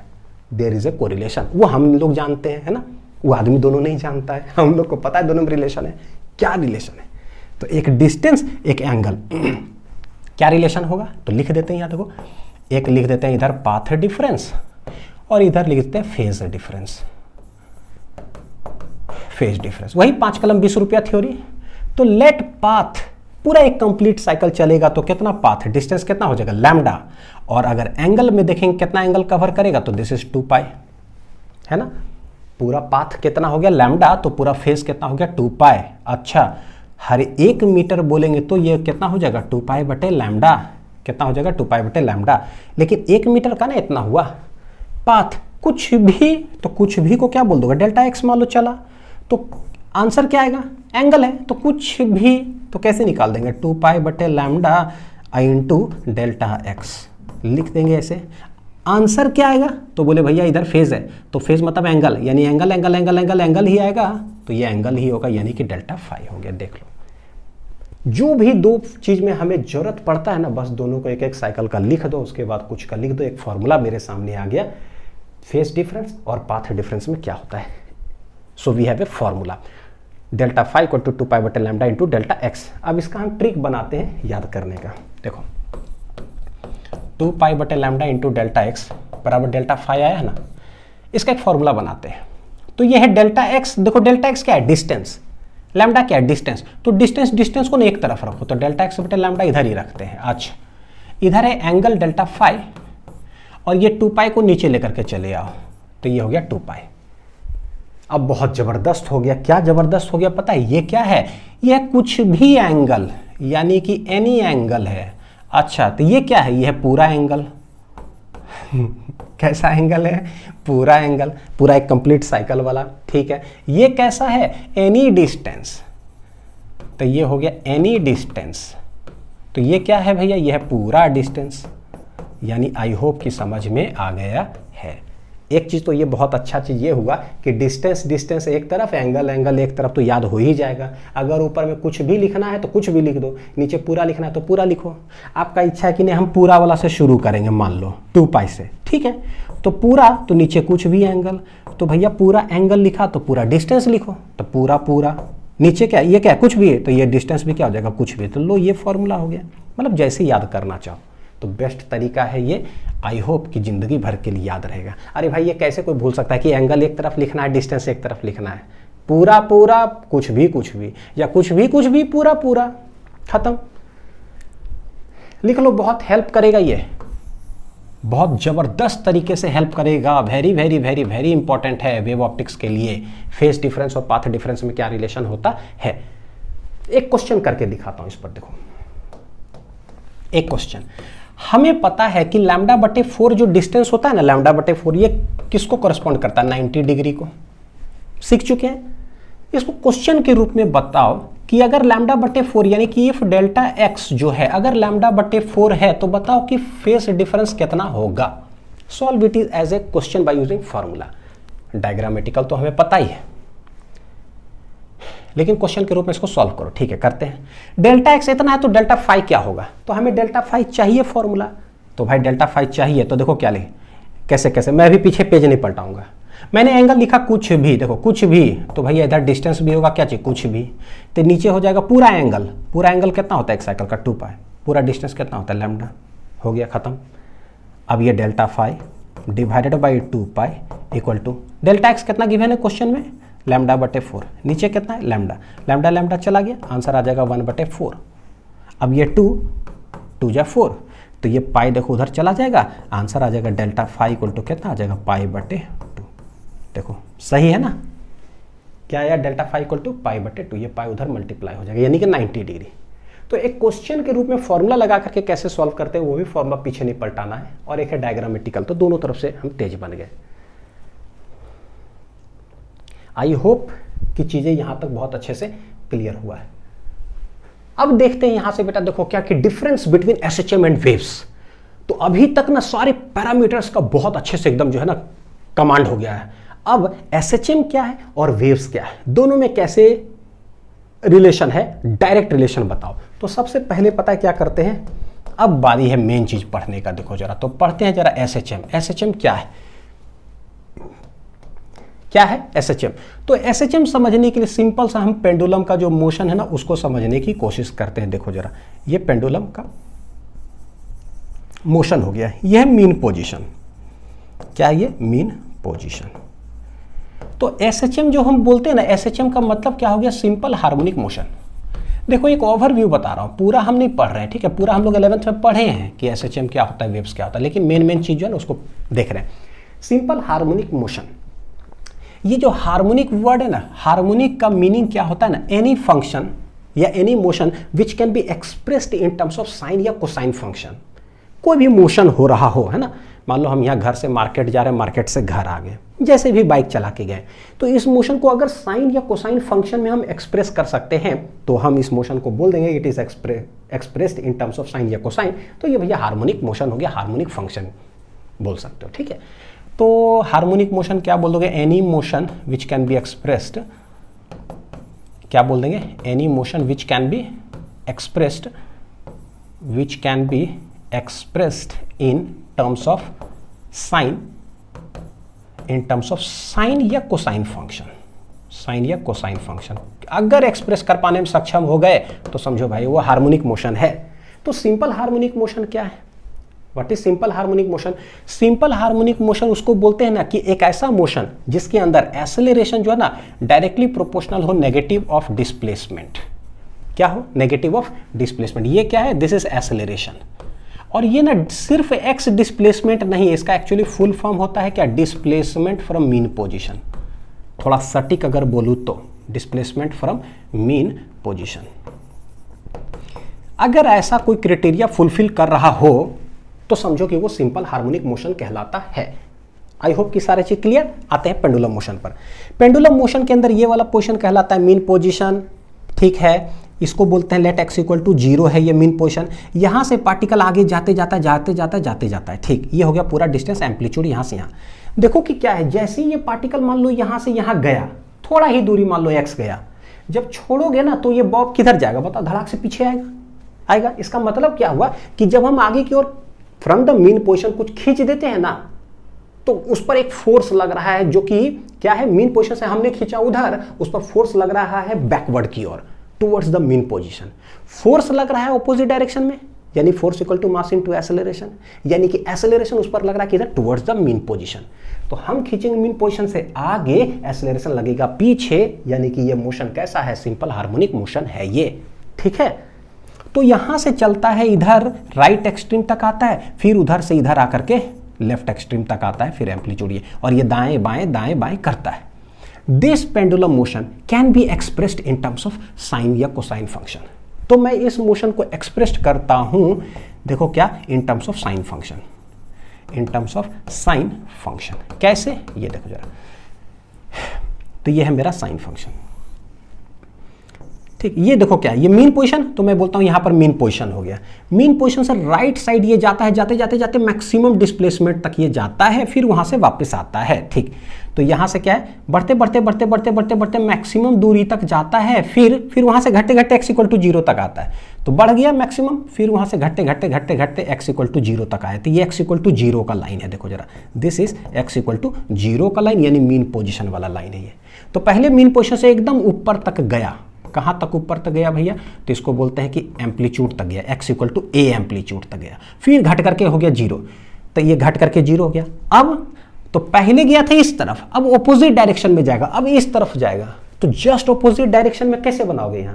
तो बोले अभी देखो गया था ऊपर, अच्छा तो अब जाएगा किधर? नीचे। तो अब जाएगा ये नीचे, मैक्सिमम दूरी तक जाएगा, फिर वापस आकर के यहीं आ जाएगा। देखो मैक्सिमम दूरी तक जाएगा, फिर वापस यहीं आ जाएगा। तो ये है क्या? प्लस एम्पलीट्यूड बोल दो, ये वाला माइनस एम्पलीट्यूड बोल दो अपोजिट डायरेक्शन में। तो भाई यहाँ ये कौन सा पोजीशन हो जाएगा? ये वाला माइनस एम्पलीट्यूड हो गया ये। तो ये प्लस एम्पलीट्यूड तक गया, फिर ऐसे करके। तो देखो कि क्या है ये, क्या है? What is this? This is sine function. तो पेंडुलम का motion is expressed in terms of sine function. तो भैया ये हार्मोनिक तो है ही, ये क्राइटेरिया होल्ड करता है, सिंपल हार्मोनिक मोशन हो गया ये। इसीलिए बोले थे ये दोनों एनालॉगस है। अब यहां से ये यहां चलता है, एम्पलीट्यूड कवर करता है। साइन फंक्शन के अंदर देखो, यहां से जब यहां तक बेसिकली जाता है तो क्या 90 डिग्री कवर करता है। इसका मतलब ये हम लोग कह सकते हैं कि 90 डिग्री के बराबर ये है, ठीक है। सिमिलरली वहां से फिर वापस आया, तो वहां से फिर वापस आया, तो फिर से एम्पलीट्यूड, तो भैया फिर एम्पलीट्यूड, तो ये 90 डिग्री के बराबर है। यानी कि क्लियर कट हो गया यहां से क्या कि हर एम्पलीट्यूड 90 डिग्री के बराबर है। कॉरेस्पॉन्डिंग रिलेशन है कहीं ना कहीं से। डिटेल एसएचएम के अंदर पढ़ेंगे कि इनिशियल फेज निकालो, प्लस 90 होगा, माइनस 90 होगा, फिर इक्वेशन वगैरह सब ठीक है। हम उधर नहीं जा रहे हैं, हम अपना वेव ऑप्टिक्स के पास जा रहे हैं। अब क्या पेंडुलम जो है यहां से ऐसे जाकर के फिर वापस आकर के फिर यहां तक आएगा? देखो यहां से गया एक्सट्रीम, फिर वापस यहीं तक आया, तो ये कंप्लीट साइकिल कवर किया। क्या यहीं तक आके रुक जाएगा कि फिर आगे चलते जाएगा? बिल्कुल चलते जाएगा भाई। यहां से गया ऐसे आगे, फिर यहां से गया ऐसे, फिर वापस आ जाएगा, फिर चलते तो घड़ी एक पेंडुलम वाला लगा लो, कंटिन्यूअसली चलते रहता है। तो टाइम बीतते जाता है, ये चलते रहता है, टाइम बीतते जाता है, ये चलते रहता है। तो एंगल तो कंटिन्यूअसली क्या हो रहा है? कवर होते जा रहा है, 90 ऐसा कर करके। यानी कि ऐसा नहीं कि सिर्फ एक ही साइकिल है, एक ही बार कवर किया, नहीं और भी। तो और भी को बनाओगे कैसे? तो बोले कि भाई और भी एक्सटेंड करके बना दो। तो इस मोशन को जो है हम लोग क्या करते हैं? बना देते हैं ऐसे करके एंड डॉटेड आगे भैया चलते जाएगा। ठीक है। तो देखो जरा, जब हम साइन फंक्शन ऐसे करके बना देते हैं, इसका मतलब क्या हुआ? क्या इसका मतलब यह है कि कोई एक पार्टिकल है और ये जा रहा है आगे की ओर? ऐसा कोई मतलब है क्या कि कोई जा रहा है आगे की ओर लहर जब हम बनाते हैं? नहीं, कोई जाऊ नहीं रहा है इधर, नथिंग इज मूविंग। ये है क्या? This is just a representation of pendulum motion. इस मोशन को रिप्रेजेंट करने का ये तरीका है। तो nothing is moving in this direction, यही है एसएचएम का खासियत कि इस डायरेक्शन में क्या मूव कर रहा है। तो बोलेंगे nothing is moving, nothing is moving in this direction, in this direction. कहाँ कुछ मूव कर रहा है? मूव थोड़ी कुछ कर रहा हो। तो पेंडुलम बस एक ही जगह पर खड़ा है, उसका बब, और दाएं बाएं दाएं बाएं दाएं बाएं एक ही जगह पर दाएं बाएं कर रहा है। उसके मोशन को रिप्रेजेंट करने का तरीका है। तो बोलेंगे what is this sine function? तो बोले it is just a representation है ये, it is just a representation of motion of pendulum, motion of pendulum. और जब भी मैं मोशन ऑफ पेंडुलम बोलूंगा, मोशन ऑफ पेंडुलम बोलूंगा, तो इसका मतलब है खटाक से वो है क्या? सिंपल हार्मोनिक मोशन है। यानी कि what is this sine function? बोले ये sine function is representation of SHM. कोई भी पार्टिकल सिंपल हार्मोनिक मोशन कर रहा है, वो करता है एक ही जगह पर, पेंडुलम एक ही जगह पर फिक्स है। मेरा बात पर बहुत गौर करिएगा क्योंकि आगे मैं वेव्स बताने जा रहा हूं। एसएचएम क्या होता है? पेंडुलम फिक्स, यहीं से दाएं बाएं दाएं बाएं दाएं बाएं दाएं बाएं एक ही जगह पर, ठीक है। तो अगर इसमें जब रिप्रेजेंट करेंगे साइन वेव, भैया वो तो नॉन स्टॉप है। देखो ऐसे ऐसे ऐसे ऐसे ऐसे बनाते जाएंगे। तो बोले कि भाई सर आप ऐसे ऐसे ऐसे जो बना रहे हो, क्या जा रहा है उधर? कुछ नहीं जा रहा है वो जो पेंडुलम एक दाएं बाएं करते जा रहा है टाइम के साथ, तो बस टाइम के साथ वो वेव बना हुआ है, वो दर्शाता है जस्ट ए रिप्रेजेंटेशन कि वो कंटिन्यूसली ऑसिलेट कर रहा है दाएं बाएं। तो ये बतलाता है कि कंटिन्यूसली ये पेंडुलम ऑसिलेट कर रहा है। इसलिए मैंने लिखा कि nothing is moving in this direction, कुछ नहीं जा रहा उधर। हो गया? तो ये था एसएचएम का ओवरव्यू कहानी जो हमें जरूरत है वेव ऑप्टिक्स के अंदर। अब आते हैं जरा वेव्स के अंदर। वेव्स, तो व्हाट इज वेव? वेव क्या है? तो बोलते हैं ना, वेव का मतलब ही होता है बच्चों, पता है क्या? Disturbance, disturbance in a medium. बस या सिर्फ डिस्टरबेंस, कोई जरूरी नहीं मीडियम वगैरह, मीडियम नहीं भी रहेगा तो भी होगा। ईएम वेव्स हम लोग जानते हैं इतना, बस समझ लो कि वेव का मतलब क्या हो गया? डिस्टरबेंस, बस खत्म, इतना ही इसका मीनिंग है। जैसे समझो कि व्हाट इज वेव, है ना? क्या है डिस्टरबेंस का मतलब? एक तालाब है, तालाब में पानी है पूरा शांत, एकदम स्टिल। उसमें क्या करते हैं हम? मारते हैं एक पत्थर धड़ाक से। तो जैसे ही हम पत्थर मारते हैं ना, तो देखो जहां पत्थर मारे वहां का पानी दबा। हुआ क्या? शांत तालाब में ना आपने एक्चुअली डिस्टरबेंस प्रोड्यूस कर दिया, ठीक है। क्या होता है उसके बाद? उसके बाद ना गोल गोल गोल गोल गोल ऐसे रिपल्स क्रिएट होता है ना, लहर जैसा ऐसे करके। और देखोगे, पता नहीं देखे हो कि नहीं, मैंने तो देखा है ना। पता है गांव में रहे तो तालाब वगैरह, पोखर जिसको बोलते हैं, पोखर तालाब छोटा छोटा, तो उसमें बहुत पत्थर ऐसे मार करके पूरा किया हुआ एक्सपेरिमेंट है। तो ये मेरे को तो दिखाई देता है। आप कमेंट करके बताना कि आपने तालाब में या कोई शांत पानी में कोई पत्थर मार के देखा है कि नहीं, है ना? तो बहुत अच्छा से रिलेट कर पाओगे। तो वही मैं बोला था कि जैसे पत्थर मारे ना, तो उसके बाद गोल गोल गोल गोल गोल गोल ना तालाब में क्या होता है? रिपल्स क्रिएट होता है ऐसे कर करके, लहर जिसको बोलते हैं। और हमें लगता है क्या, और हम लोग बोलते भी हैं, मारे बोलते हैं अरे वाह देखो पूरा पानी जो है ना एक किनारे जा रहा है, चारों तरफ से गोल गोल ऐसे से सब पानी किनारे जा रहा है। बोल भी देते थे बचपन में, मारे पानी देखो सब किनारे चला गया। अरे भैया पानी किनारे नहीं गया अगर मारे और पानी किनारे अगर चला जाता तो तालाब सूख जाता। मारते पानी सब गायब तालाब से, भैया कहीं और चला गया रोड उड पर। ऐसे थोड़ी ना होता है, पानी तो वहीं रहता है। तो हमें जो दिखता है कि जब हम पत्थर मारे गोल गोल गोल गोल गोल गोल ऐसे ऐसे कर करके चारों तरफ तालाब में जाता है, वो क्या नजर आता है हमें जाते हुए? पॉइंट वाला बात, हमें नजर क्या आता है जाते हुए? क्योंकि दिख तो रहा है भैया, और फिजिक्स में दिखता है तो उसका मीनिंग तो कुछ ना कुछ है। हु इज गोइंग, कुछ जाता है। तो बोले पता है कौन जाता है? डिस्टरबेंस जाता है। बोले हैं डिस्टरबेंस जा भी सकता है क्या? चलता भी है, बिल्कुल चलता है बेटा, चलता है डिस्टरबेंस। कैसे चलता? क्या है डिस्टरबेंस? तो बोले देखो पानी था शांत, हमने पत्थर में क्या किया? ऐसे पकड़ करके ऐसे जो मारा ना, तो हमने क्या किया? पत्थर के अंदर एनर्जी प्रोवाइड किया और मोमेंटम, क्योंकि पता है पत्थर का मास है, हम इसमें वेलोसिटी देते हैं, मास इनटू वेलोसिटी मोमेंटम, और अपना ताकत है। तो पत्थर को उठाए मारे खटाक से ऐसे, उसके बाद थक भी गए क्योंकि मारे। तो थके जो हम ना, तो मेरा एनर्जी गया कहाँ? तो तो बोले हम जो थके, मेरा एनर्जी गोज इनटू द पत्थर, और वो एनर्जी और जो मोमेंटम जो हम देते हैं ना वो ट्रांसफर हो जाता है पानी के जो पार्टिकल्स है ना उसमें, और वही energy momentum transfer takes place from जहां पर पत्थर मारे थे से लेकर के किनारे तक। आया बात समझ में? तो मैं बोलूंगा कि भाई तालाब जब शांत है उसके अंदर जब हम पत्थर मारते हैं तो हमें नजर आता है कुछ ऐसा लहर जाते हुए, बोलते भी है देखो लहर जा रहा है, पूरा पानी जा रहा है। Who is going, who is going? तो बोले energy and momentum is going, और वही एनर्जी एंड मोमेंटम जो जाता है ना उसी को हम लोग कहते कि भैया मतलब वो मेरे को दिख रहा है जाते हुए, कहने का मतलब पता चला। और उसको हम लोग बोलते हैं कि डिस्टर्बेंस इज गोइंग, या फिर बोलो वेव इज गोइंग। तो देखो कि क्या है, वेव मतलब डिस्टर्बेंस, और डिस्टर्बेंस मतलब होता है एनर्जी एंड मोमेंटम, ये तीनों एक ही चीज है सब। तो हु गोज, एक तालाब हो, क्या हो, एक तालाब हो, पौंड हो, पोखर हो, तो इसके अंदर जैसे ही हम पत्थर मारेंगे यहाँ पर तो क्या होता है, गोल गोल गोल गोल रिपल्स ऐसे क्रिएट होता है और हमें नजर आता है ऐसे चारों तरफ जाते हुए। तो हम लोग बोलेंगे हु इज गोइंग, ये हु इज गोइंग। तो बोलेंगे क्या, इसका आंसर क्या हो जाएगा, चाहे बोलो वेव इज गोइंग। देखो कैसे मैं लिख रहा हूं, है ना, कौन जा रहा है भैया, वेव इज गोइंग। या दूसरे लैंग्वेज में चाहे बोलो डिस्टर्बेंस इज गोइंग, समझा दिए लेकिन फिर भी लिख देता हूं, कौन जा रहा है, डिस्टर्बेंस इज गोइंग। या फिर क्या बोलेंगे, बोले energy and momentum is going. जो हमने प्रोवाइड किया तो गया कहां, तो वही नजर आता है जाते हुए। ठीक है ये चीज। तो वेव का नया नया नाम, वेव्स बोलो चाहे डिस्टर्बेंस बोलो चाहे एनर्जी एंड मोमेंटम बोलो, ये सब जाते हुए नजर आता है। हो गया। तो एसएचएम के अंदर जब हम ऐसे ऐसे ऐसे ऐसे बना देते हैं ना, लगता तो हमें देखो लहर ही तो बना रहे हैं, तो इसीलिए मैंने लिखा था कि एसएचएम के अंदर जब हम ऐसे ऐसे बनाते हैं ना तो लगता है कि कुछ जा रहा होगा क्योंकि बना रहे हैं। क्या एसएचएम के अंदर कुछ जाता है क्या, कोई नहीं जाता है, नथिंग इज गोइंग या nothing is moving in this direction. लेकिन वेव्स के अंदर जब हम बना देंगे लहर ऐसे ऐसे जा रहा है, तो कोई जा रहा है क्या, बिल्कुल जा रहा है।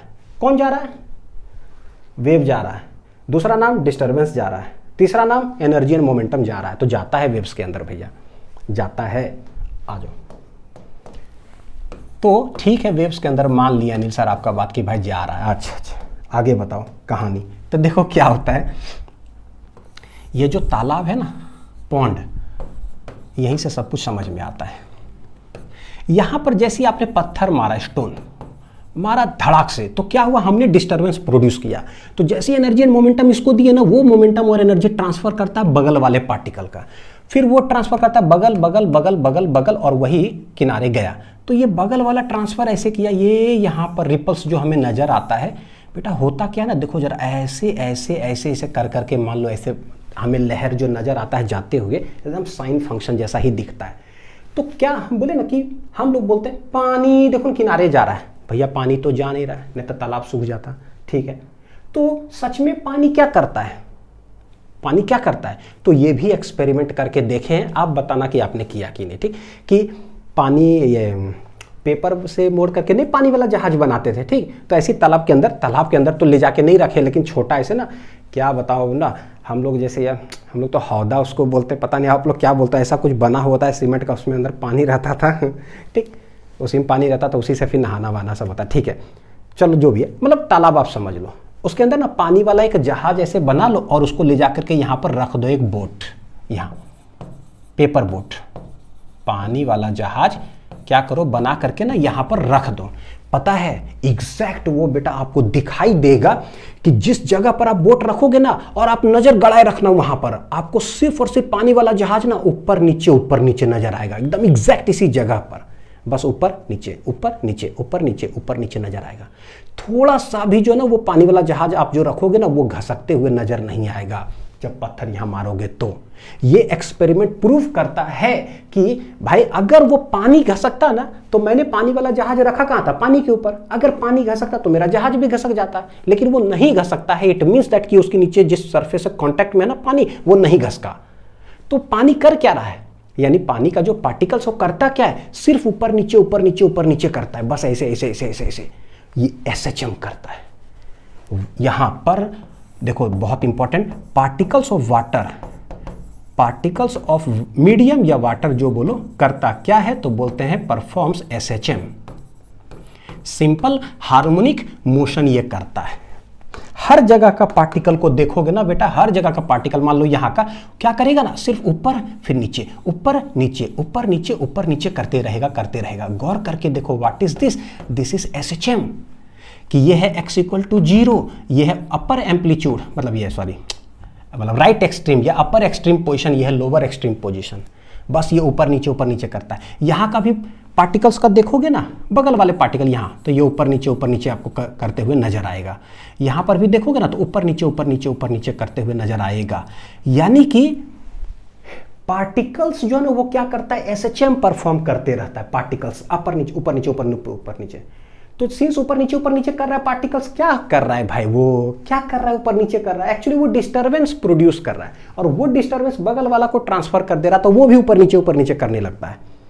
हर पार्टिकल्स परफॉर्म्स एसएचएम, और यही डिस्टर्बेंस जो प्रोड्यूस होता है वो बगल वाला को भी ट्रांसफर करता है, वो बगल वाला को। तो हमें लगता है ऐसा कि कुछ जा रहा है, पानी नहीं जाता है, पार्टिकल्स नहीं जाता है, एनर्जी और मोमेंटम जाता है, डिस्टर्बेंस जाता है, या उसी को बोलते हैं कि लहर जा रहा है, या फिर बोलते हैं वेव्स जा रहा है। ठीक है, कुछ भी बोलो। तो यहां से हमें पता चला कि वेव्स के अंदर ऐसा कहानी है कि एक्चुअली है ऐसे और यह है ऐसे। ठीक है, particles performs SHM, particles performs क्या है, एसएचएम, ऐसे ऊपर नीचे, और लहर इस तरह से ऐसे जाता है। ठीक है, तो ये हो गया पता है, इसको बोल दो वाई एक्सिस, और इसको अगर हम लोग बोलते हैं एक्स एक्सिस, तो इस डायरेक्शन में कौन जाता है, देखो जरा, वेव इज मूविंग। तो एसएचएम के अंदर nothing is moving in this direction, लेकिन इसके अंदर wave is moving in x axis इधर। और इधर क्या करता है, तो बोले भैया इधर particles perform SHM, particles perform SHM. यहां से हमें ये रिजल्ट समझ में आया, particles perform SHM, disturbance produce हुआ, हमें नजर आएगा कुछ जाते हुए। तो यही डिफरेंस है एसएचएम और वेव्स के अंदर। अच्छा, इसका एक और उदाहरण बताता हूं। एक रस्सी ले लो, क्या ले लो, एक रस्सी ले लो, मान लो, देखो जरा, ठीक है, एक रस्सी ले लेते हैं। देखो रस्सी ले लिया ऐसे करके, ठीक है, ये है हर जगह का पार्टिकल से, देखो ना यहाँ का पार्टिकल पूरा है ये। ठीक, अब इस एंड पे क्या करो, है ना, हाथ को करना है। देखो ये सारे पार्टिकल्स क्या रेस्ट में, हर जगह पर है, वही तालाब नदी का पानी पूरा शांत, सब पार्टिकल्स शांत। इस जगह पर मैं क्या करता हूं, देखो जरा, हालांकि ये होगा नहीं, थोड़ा सा ऐसे कर करके बेटा, ठीक है, ऊपर नीचे करो। ठीक, तो होता क्या है, अगर सटीक तरीके से अगर किया जाए ना, बहुत लंबा रस्सी रहेगा तो ये रियलिटी में दिखाई देगा। यहाँ के पार्टिकल को मैंने क्या किया, पकड़ करके कर रहा हूं किधर, ऊपर नीचे, बस। तो जैसे ही ऊपर नीचे करेंगे ना, तो हमें क्या है ना, थोड़ा अच्छा से अगर बनता, ये वाला नहीं हो पा रहा है मेरे से, ठीक, ऐसे देखो, है ना, तो आपको नजर आएगा इस तरह से लहर कुछ जाते हुए नजर आएगा। इसका मतलब क्या हो रहा है कि पहले पूरा सारे पार्टिकल्स था शांत, मैं क्या करता हूं, यहां पर ऊपर नीचे कर रहा हूं, का मतलब होता है कि पार्टिकल्स को यहां क्या करा रहा हूं, एसएचएम।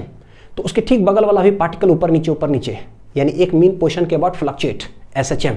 यहां का भी रस्सी का पार्टिकल एसएचएम। तो सारे particles performs SHM at every position, और नेट हमें नजर आता है जो कुछ जाते हुए, वेव्स नजर आता है जाते हुए इन एक्स एक्सिस ऐसे करते हुए। ठीक है, आई होप कि कुछ क्लियर हुआ होगा। तो रस्सी में ऐसा है, हर जगह का पार्टिकल्स परफॉर्म एसएचएम। यहां पर भी पार्टिकल होगा, यहां पर भी पार्टिकल होगा, यहां भी पार्टिकल, यहां भी पार्टिकल, यहां भी पार्टिकल, कहीं का भी पार्टिकल देख लो, at any position x particle is performing SHM. हो गया। अब इसी चीज को अगर मैं थोड़ा सा देखो, एक चीज अगर बना दूं यहां पर एसएचएम और इधर लिख देता हूं वेव्स, तो थोड़ा सा ज्यादा अच्छा से समझ में हमें आएगा। एसएचएम के अंदर ऐसे बना देते हैं, और वेव्स के अंदर भी हम ऐसे बना देते हैं। तो इधर बोलते हैं क्या पता है, वेव इज मूविंग, ठीक है। और इधर क्या होता है, वाई एक्सिस के तरफ, तो बोले इधर पार्टिकल इज मूविंग। इधर क्या होता है, पार्टिकल इज मूविंग और परफॉर्म्स एसएचएम और परफॉर्म्स एसएचएम, किधर, वाई एक्सिस के अंदर। ठीक है, अच्छा, इसमें तब बोलते हैं एक्स एक्सिस में क्या जा रहा है, तो nothing is moving, nothing is moving, कोई चीज चल नहीं रहा है, क्योंकि एसएचएम का मतलब ही होता है पेंडुलम, ये वाला ऐसा, तो कोई मूव नहीं करता है, बस एक मीन पोजीशन के बाद फ्लक्चुएट करता है, तो ये जस्ट रिप्रेजेंटेशन है ये, है ना, यानी कि पार्टिकल ये है तो ऊपर नीचे ऊपर नीचे ऊपर नीचे, मतलब समझो कि क्या कर रहा होगा, एसएचएम कर रहा होगा। तो ऊपर प्लस एम्पलीट्यूड ले लो, नीचे माइनस एम्पलीट्यूड ले लो, ये x इक्वल टू 0, चलो y में कन्वर्ट कर लेते हैं, दोनों y में पढ़ते हैं, तो ये y इक्वल टू 0 हो गया, तो y एक्सिस है, तो पार्टिकल बेसिकली बस एक जगह पर एसएचएम कर रहा है, कहानी खत्म। तो सिर्फ एक जगह पर एसएचएम करता है, तो देखो इक्वेशन कैसे लिखोगे बताओ, ये साइन फंक्शन है तो लिखोगे साइन थीटा, लिखेंगे ना साइन थीटा, ठीक है। इसका एम्पलीट्यूड है a, तो यहाँ पर मैक्सिमम जो यहाँ पर लगाएंगे डिस्टेंस क्या लगाओगे, a लगाओगे, कैसे, तो देख लो थीटा इक्वल टू 90 डिग्री रखो, थीटा इक्वल टू क्या है 90 डिग्री, तो साइन 90 कितना होता है 1, तो यहाँ पर वैल्यू 1 होना चाहिए, तो थीटा इक्वल टू 90 डिग्री रखो, साइन 90 होगा 1, लेकिन पता है कि थीटा 90 रखेंगे ना तो ये एम्पलीट्यूड के बराबर है, तो यहाँ पर a मल्टीप्लाई कर दो, ये थोड़ा दूसरे तरीका से बता दे रहा हूँ। और थीटा क्या है, तो हमको पता है ना कि विथ रेस्पेक्ट टू टाइम, घड़ी में टाइम देखते जाओ, यहाँ का पार्टिकल दाएं बाएं दाएं बाएं दाएं बाएं एसएचएम करते जाता है, यानी कि विथ रेस्पेक्ट टू टाइम क्या है ना, ये फ्लक्चुएट करते जा रहा है, फ्लक्चुएट, तो यही चीज़ रिप्रेजेंटेशन है। तो थीटा को हम लोग क्या लिख सकते हैं, ओमेगा टी, क्योंकि पता है थीटा कैसे लिखाता है। तो देखो ये एसएचएम का इक्वेशन हो जाता है, equation of displacement in SHM. तो ये जो y है ये क्या है, तो बोले पार्टिकल का डिस्प्लेसमेंट है, कभी y इक्वल टू मान लो यहाँ 0 फिर प्लस फिर माइनस फिर ऐसे करके फ्लक्चुएट करता है, तो ये हो जाता है डिस्प्लेसमेंट ऑफ पार्टिकल। क्या है ये, डिस्प्लेसमेंट ऑफ पार्टिकल है ये। सिमिलरली वेव्स के अंदर देखो क्या है, ये डिस्प्लेसमेंट ऑफ पार्टिकल, इधर डिस्प्लेसमेंट है, और वेव चलता है एक्स एक्सिस के तरफ, वेव चलता है किधर, एक्स एक्सिस के तरफ। तो देखो बेटा जैसे ही ये समझ में आ गया कि हाँ लहर इधर चल रहा है, तो इस साइड वेव चल रहा है, तो इस साइड के डिस्टेंस को क्या बोलेंगे, लेट इट बी एक्स, इस साइड के स्पीड को क्या बोलो, क्योंकि पता है किस स्पीड से वेव चल रहा है, तो वेव के स्पीड को v से डिनोट करते हैं।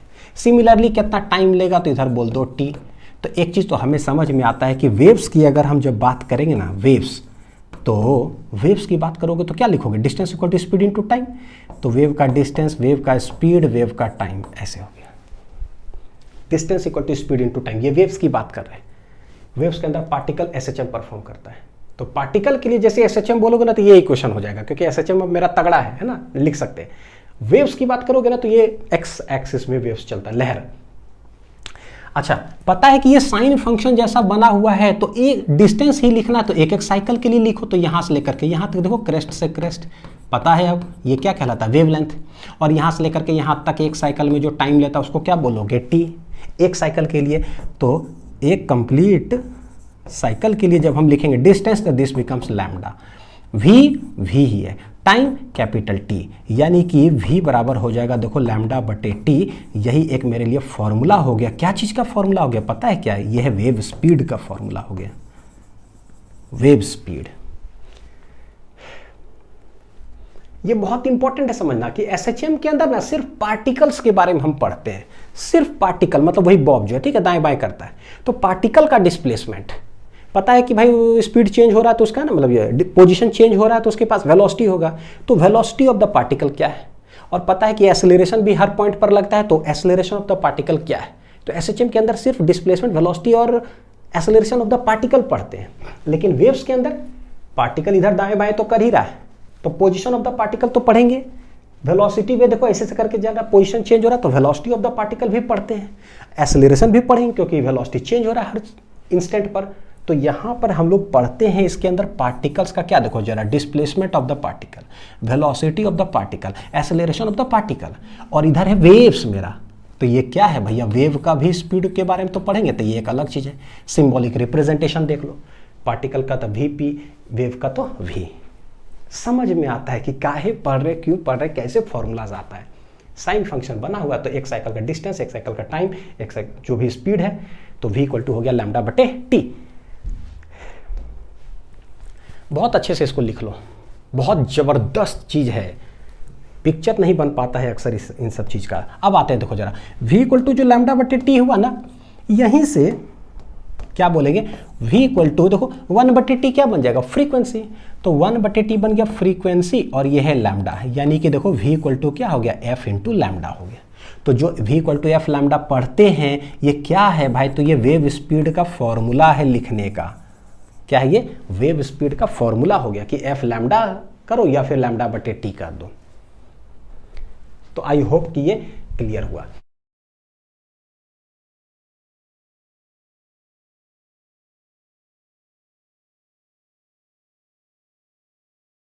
अब आते हैं, देखो 3 पैरामीटर हम लोग पढ़े हैं, ओमेगा टाइम के रेस्पेक्ट में, के जो पढ़े हैं वो डिस्टेंस के रेस्पेक्ट में कुछ है ऐसा, और ये है वेव स्पीड, वी क्या है, वेव स्पीड, वेव स्पीड। तो इन तीनों के बीच ना एक रिलेशन पढ़ते हैं, बहुत इंपॉर्टेंट रिलेशन। क्या है, तो बोले देखो ओमेगा होता है ना 2π/t, ठीक है, के प्रोपगेशन कांस्टेंट है, ये है 2π/λ।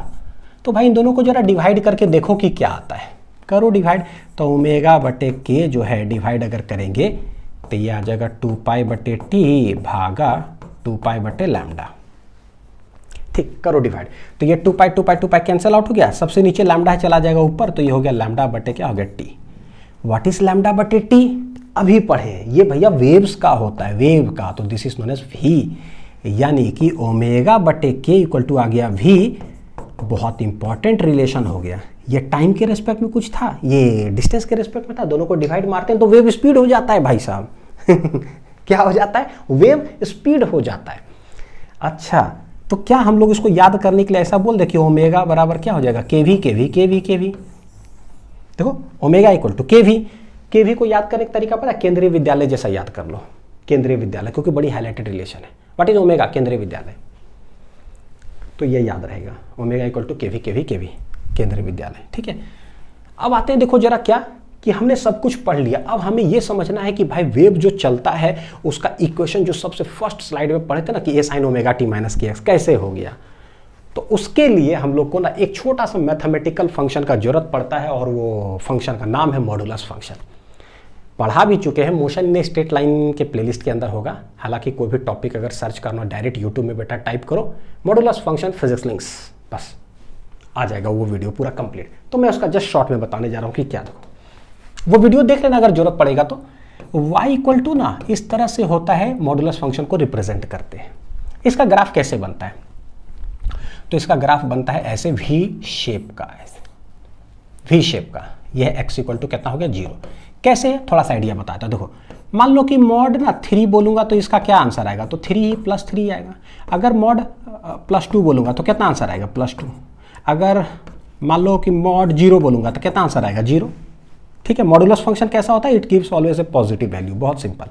अगर मॉड -1 बोलूंगा तो मॉडुलस फंक्शन है तो इट ऑलवेज गिव्स क्या, पॉजिटिव वैल्यू। फिर अगर मॉड -2 बोलूंगा तो ये +2 देगा, मॉड में -3 बोलेंगे तो ये +3 देगा। यानी भैया मॉडुलस के अंदर ना इसके जगह पर चाहे पॉजिटिव वैल्यू रखो चाहे नेगेटिव रखो, फर्क नहीं पड़ता है, आउटपुट हमेशा क्या होगा, पॉजिटिव। जरा इसको ग्राफ बनाने की देखते हैं जरा कि कैसे बनेगा। मॉड 0 पे 0 यानी 0 रखते हैं ना, देखो x क्या रख देंगे, 0, तो आउटपुट मेरा आंसर क्या आएगा, 0, तो 0 आ गया। x इक्वल टू रखोगे 1 + 1 तो आंसर क्या आएगा, +1, तो +1 मतलब y इक्वल टू +1 कहाँ होगा, ऊपर। फिर +2 रखोगे ना तो फिर +2 आएगा। सिमिलरली +3 रखोगे ना तो +3 ऊपर आएगा। y equal to 1, y equal to 2, y equal to 3। Similar way में अगर -1 अगर रखते हैं तो भी आंसर मेरा +1 ही आता है। +1 किधर है, ऊपर। -2 रखेंगे तो +2 आंसर आएगा, -3 रखेंगे तो +3 आंसर आएगा। यानी कि पता चल गया कि अच्छा हमेशा पॉजिटिव ही आता है। तो सबको जरा ज्वाइन करो तो एक रफ स्केच ऐसे पता चलता है हमें कि इसका ग्राफ कैसा बनेगा, वी शेप का। कैसा बनेगा, वी शेप का ग्राफ बनता है मॉडुलस फंक्शन का। ठीक है, y equal to mod x। अब जो भी ये बना, ठीक है, हम लोग इसको बेसिकली रिलेट करने जा रहे हैं ना कि कोई भी चीज अगर आगे ऐसे चले फिजिक्स के अंदर या मैथ्स के अंदर ऐसे चले, तो जैसे वेव हमें पता चल गया लहर ऐसे चलता है, ठीक है, तो चलने वाला फंक्शन को रिप्रेजेंट कैसे करना है, इसी के सहारे करने जा रहे हैं। ये बना लो, ठीक है। तो देखो क्या है, कैसे करते हैं। y equal to mod x हमने देखा कि भाई ऐसा ग्राफ बनता है v, इस टाइप का। तो कोनिकल वाला जो पॉइंट है ना, उसका ब्रेकिंग पॉइंट मैं बोलता हूं कि कहां है, तो ये x इक्वल टू 0 पर ये कोनिकल पॉइंट इस तरह से है। अच्छा, तो क्या इसको हम ऐसे लिख सकते हैं कि मॉड x है, सिंपल x को क्या लिख सकते हैं, x माइनस 0 बोल दो, x है तो x को चाहे x माइनस 0 बोलो, x प्लस 0 बोलो, क्या फर्क पड़ेगा, x माइनस 0 बोलते हैं, बोल दो। तो इसका ब्रेकिंग पॉइंट क्या है, ये तो यही हो गया x इक्वल टू 0 पर। ठीक, तो अब डायरेक्ट बताता हूं बच्चों, है ना, क्योंकि पता है पूरा डिटेल लेक्चर तो मॉडुलस फंक्शन के अंदर है। अगर यहीं पर ना मॉड x माइनस 1 अगर लिखा होगा ना, तो हमें करना कैसे होता, कैसे इसको निकालते हैं ना, ये कोनिकल पॉइंट पता चल गया, मॉडुलस है तो वी शेप तो होगा, कोनिकल कैसे निकालते हैं कि कहां पर होगा, तो जो भी चीज ये होता है ना x माइनस 0, इसको इक्वल टू 0 कर देते हैं। क्या कर देते हैं, इसको इक्वल टू 0। तो जैसे यहां पर अगर करोगे तो ये करो 0, तो x minus 0 equal to 0, solve करने के बाद क्या है, देखो x इक्वल टू 0, क्या है, x इक्वल टू 0। इससे डायरेक्ट पता चल गया कि भाई 0 पर ब्रेकिंग मतलब ये कोनिकल पॉइंट है। सिमिलर वे में x मॉड x माइनस 1 है, तो इसको इक्वल टू करो 0, x माइनस 1 इक्वल टू 0, तो x इक्वल टू क्या आ गया 1। इससे पता चलेगा कि भैया x इक्वल टू 1 पर जाकर के ये वाला कोनिकल पॉइंट आएगा और v वाला शेप ग्राफ ऐसे बनेगा। अच्छा, y equal to x minus 5, तो पता है कि x माइनस 5 इक्वल टू 0 करेंगे तो आंसर क्या आएगा, x इक्वल टू 5 आएगा। तो ये कहां पर जाकर के बनेगा, x इक्वल टू 5 पर जाकर के हम क्या बना देंगे, v वाला ग्राफ ऐसे बना देंगे। अब देखो यहां से हमें एक चीज पता चल रहा है कि मॉड x माइनस 0 होता है तो 0 से 0 पर यहां पर है ग्राफ, x माइनस 1 करते हैं तो ये ग्राफ घसक जाता है 1 पर, x माइनस 5 करते हैं तो और आगे 5 पर घसक जाता है, यानी कि x माइनस 6 तो और आगे, x माइनस 7, x माइनस 8, यानी कि x माइनस अगर समथिंग कुछ है ना, तो ये आगे आगे आगे आगे आगे आगे चलते चला जाएगा। तो हमें समझ में आ गया कि अच्छा पूरे फिजिक्स के अंदर अब अगर कोई भी चीज़ ऐसे घसकेगा तो उसका फॉर्मेट क्या होना चाहिए, x माइनस समथिंग वाला फॉर्मेट होना चाहिए। पता चलिए आगे अगर घसकेगा राइट साइड, तो देखने से हमें कैसा लगता है ना, x माइनस 5 लगता है कि माइनस 5, ओ तो ये पीछे कहीं जा रहा होगा माइनस 5 है ना, पीछे जा रहा होगा, नहीं, x माइनस 5 का मतलब होता है इसको इक्वल टू 0 करो तो पता चलता है x इक्वल टू 5, तो 5 पर है। कुछ भी डिटेल पढ़ना होगा बेटा, modulus function physics links YouTube में टाइप करके पूरा अच्छे समझ में आएगा कि c को 0 क्यों करते हैं, क्योंकि एक्चुअली y इक्वल टू 0 वो सब समझ लेना उसके अंदर। ठीक, मैं डायरेक्ट अभी थोड़ा बता रहा हूँ। अच्छा, y इक्वल टू अगर मान लो कि x प्लस 1 हो तो पता है यहाँ से x प्लस 1 इक्वल टू 0 करेंगे, आंसर कितना आएगा, x इक्वल टू माइनस 1 आएगा। इससे ये पता चलता है क्या कि x इक्वल टू माइनस 1 पर जो है ना वो कोनिकल पॉइंट होने जा रहा है, ऐसे माइनस 1 पर। अच्छा, y equal to x plus 5 अगर हो तो बोले x प्लस 5 इक्वल टू 0 करो तो ये आ जाएगा कितना, x इक्वल टू माइनस 5, यानी माइनस 5 पर ये जो है कोनिकल पॉइंट होगा मेरा, माइनस 5 पर। तो ये पता चल रहा है कि अच्छा प्लस में अगर कहीं रहता है x प्लस 1, तो इसका मतलब ये नहीं कि पॉजिटिव x एक्सिस तरफ जा रहा है, नहीं, x plus 1, x plus 2, x plus 3, भैया वो उधर नहीं, किधर, नेगेटिव x एक्सिस की तरफ जाता है। तो ये मॉडुलस फंक्शन हमें विजुलाइज करवा दिया कि प्लस x एक्सिस की तरफ जाएगा तो माइनस वाला फॉर्मेट होना चाहिए, और अगर नेगेटिव x एक्सिस की तरफ जाएगा तो प्लस वाला फॉर्मेट होना चाहिए। कोई भी चीज देख रहे हो ना, v वाला किधर, इधर इधर इधर इधर आ रहा, प्लस करते हैं तो क्यों है वो रीजन हमें यहाँ क्लियर हो गया। ठीक, इसी रीजन का यूज करके हम लोग निकालते हैं, पता है क्या, equation of A travelling wave, कि कोई एक वेव लहर अगर ट्रैवल करेगा ना तो उसका इक्वेशन कैसा होना चाहिए। तो हमें पता है बहुत अच्छे से कि वेव जब ट्रैवल करता है ना, कैसे ट्रैवल करता है, मीडियम का हर पार्टिकल्स क्या करता है, एसएचएम करता है, पार्टिकल एसएचएम करता है। रस्सी वाला एग्जांपल, ऐसे ऐसे ऐसे करेंगे ना तो पूरा लहर हमें नजर आएगा एक्स एक्सिस तरफ जाते हुए, तो पार्टिकल्स। ठीक, देखो भाई ट्रैवलिंग वेव कैसा होता है, ऐसा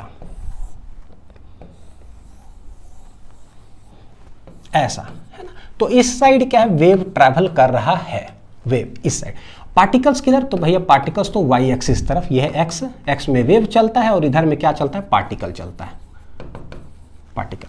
तो पार्टिकल्स परफॉर्म एसएचएम। ठीक, तो वाई को लिखोगे कैसे, तो पता है कि y किसका फंक्शन है, देख लो जरा, y is a function of x है, लेकिन ये कैसा फंक्शन है, साइन थीटा। तो मैं ना डेरिवेशन करा रहा हूं बच्चों मेथड 1 से, मेथड 1 कैसे डेरिवेशन करा रहा हूं, इक्वेशन निकाल रहा हूं, पता है क्या, इन टर्म्स ऑफ डिस्टेंस से समझा रहा हूं, इन टर्म्स ऑफ डिस्टेंस।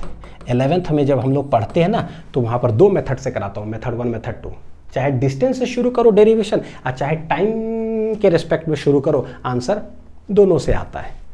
तो देखो क्या method one in terms of distance, तो बोलते हैं y is a function of x, लेकिन भैया ये कैसा है, साइन फंक्शन है, तो हम लोग क्या बोल सकते हैं कि y equal to sine theta हो गया। एक एक करके समझाता हूँ, y equal to sine theta हो गया। ठीक, अब सिंस पता है कि हाँ ये पार्टिकल्स SHM परफॉर्म करता है, तो ये क्या है, ऊपर वाला पॉइंट क्या है, प्लस a एम्पलीट्यूड, और नीचे क्या है, माइनस a, यानी पता है कि 90 डिग्री जब रखेंगे ना तो एक्चुअली 1 नहीं है, क्या है वो, एम्पलीट्यूड है a, तो हमारा होना चाहिए क्या, y equal to a sine theta होना चाहिए, ना कि साइन थीटा। ये भी समझ में आ रहा है, तो y equal to a sine theta वाला फॉर्मेट होना चाहिए। ठीक है, अब इन टर्म्स ऑफ डिस्टेंस में हम पढ़ना चाह रहे हैं एंगल को कैसे लिख सकते हो, तो बोले भाई एंगल जो है ना, या तो ओमेगा टी भी लिख सकते हैं या kx भी लिख सकते हैं। ये angle in terms of distance है और ये angle in terms of time है। सीख चुके हैं, डिस्टेंस है, टाइम है, हम कुछ भी लिख सकते हैं। तो मैं मान लो डिस्टेंस से करा रहा हूँ, आप टाइम से शुरू हो जाओ, आपका भी आंसर सही आएगा। ठीक, तो ये हो जाएगा क्या, a साइन थीटा को क्या लिख देते हैं, kx। अब देखो a साइन kx आया, ये x जो है सिर्फ x लिखा हुआ है, सिर्फ x का मतलब क्या होता है, x माइनस जीरो, यानी कि ये अभी जो लिखा हुआ वो कैसा लिखा हुआ है, a साइन k, x मतलब क्या, x माइनस जीरो लिखा हुआ, अभी ऐसा है। हमने देखा अभी जस्ट कि कोई भी चीज अगर आगे की ओर जा रहा है, हमने लिया है ना ऐसे पॉजिटिव एक्स एक्सिस के तरफ, तो यहां पर फॉर्मेट कैसा होना चाहिए, x minus one, x minus two, x minus three, x minus four, तभी क्या होगा 1 2 3 4 ऐसे करके वो आगे जाएगा। यानी फॉर्मेट होना चाहिए x minus something, x minus something. तो हमें यहां पता चलता है कि भाई इसको इस तरह से लिखो, a साइन k, x को लिख दो क्या, x माइनस समथिंग, तो ये x नॉट कुछ करते हैं, क्योंकि पता है देखो डिस्टेंस है तो डिस्टेंस में ही तो सब्ट्रैक्ट होगा, रुपया में से रुपया सब्ट्रैक्ट होता है, तो x माइनस एक्स अलग लिख दिया, x नॉट। ये x नॉट क्या होना चाहिए, कैसा होना चाहिए, सोचो जरा कैसा होना चाहिए x नॉट, ये होना चाहिए x minus one, x minus two, x minus three, x minus four, यानी ये x नॉट होना क्या चाहिए, 1 2 3 4 5 6 7 8 ऐसा होना चाहिए। ये x नॉट क्या होना चाहिए, 1 2 3 dot dot dot dot dot ऐसे होना चाहिए, जिससे हमें पता चले x minus one, x minus two, तो बोले ओहो इससे पता चलता है कि वेव आगे की ओर जा रहा है। अच्छा, एट ए पर्टिकुलर इंस्टेंट, किसी भी एक पर्टिकुलर पोजीशन पे मान लो कि है x इक्वल टू 1 मीटर, तो ये एक फिक्स्ड पोजीशन हो गया, लेकिन सिर्फ x माइनस वन हम यहां नहीं रख सकते, सिर्फ 1 मीटर का कहानी नहीं है, सिर्फ 1 मीटर ही बोलेंगे तो ये चलेगा कैसे, ये तो फिक्स्ड हो गया। तो ये 1 होना चाहिए, 1 के बाद 2 हो, फिर 2 के बाद 3 हो, तो यानी एट ए पर्टिकुलर पोजीशन तो ये कांस्टेंट है 1 या फिर 2, ये कांस्टेंट नंबर है, लेकिन ये कांस्टेंट हो लेकिन ये वेरिएबल हो। बोलोगे यार ये क्या मतलब हुआ, देखो एट ए पर्टिकुलर पोजीशन तो कांस्टेंट ही होगा, 1 या 2 या 3, लेकिन भैया 1 2 3 ये वेरिएबल होना चाहिए। यानी अभी देखने में लग रहा है कि 1 2 3 4 5 कांस्टेंट जैसा, लेकिन इसको वेरिएबल बनाना है, कैसे वेरिएबल बनेगा ये, तब बोले वेव्स चल रहा है ना, तो वेव जब इधर चलता है तो वेव के लिए हमें चाहिए क्या, डिस्टेंस, स्पीड, टाइम। तो वेव का इधर हो जाएगा डिस्टेंस, कैसे बोलोगे x, स्पीड वेव का क्या होता है v, टाइम क्या होता है t, सब वेव्स वेव्स वेव्स के लिए है। तो वेव्स के लिए क्या होता है, distance equal to speed into time हम लिख सकते हैं। तो इतना लिख लो, फिर आगे बताता हूं।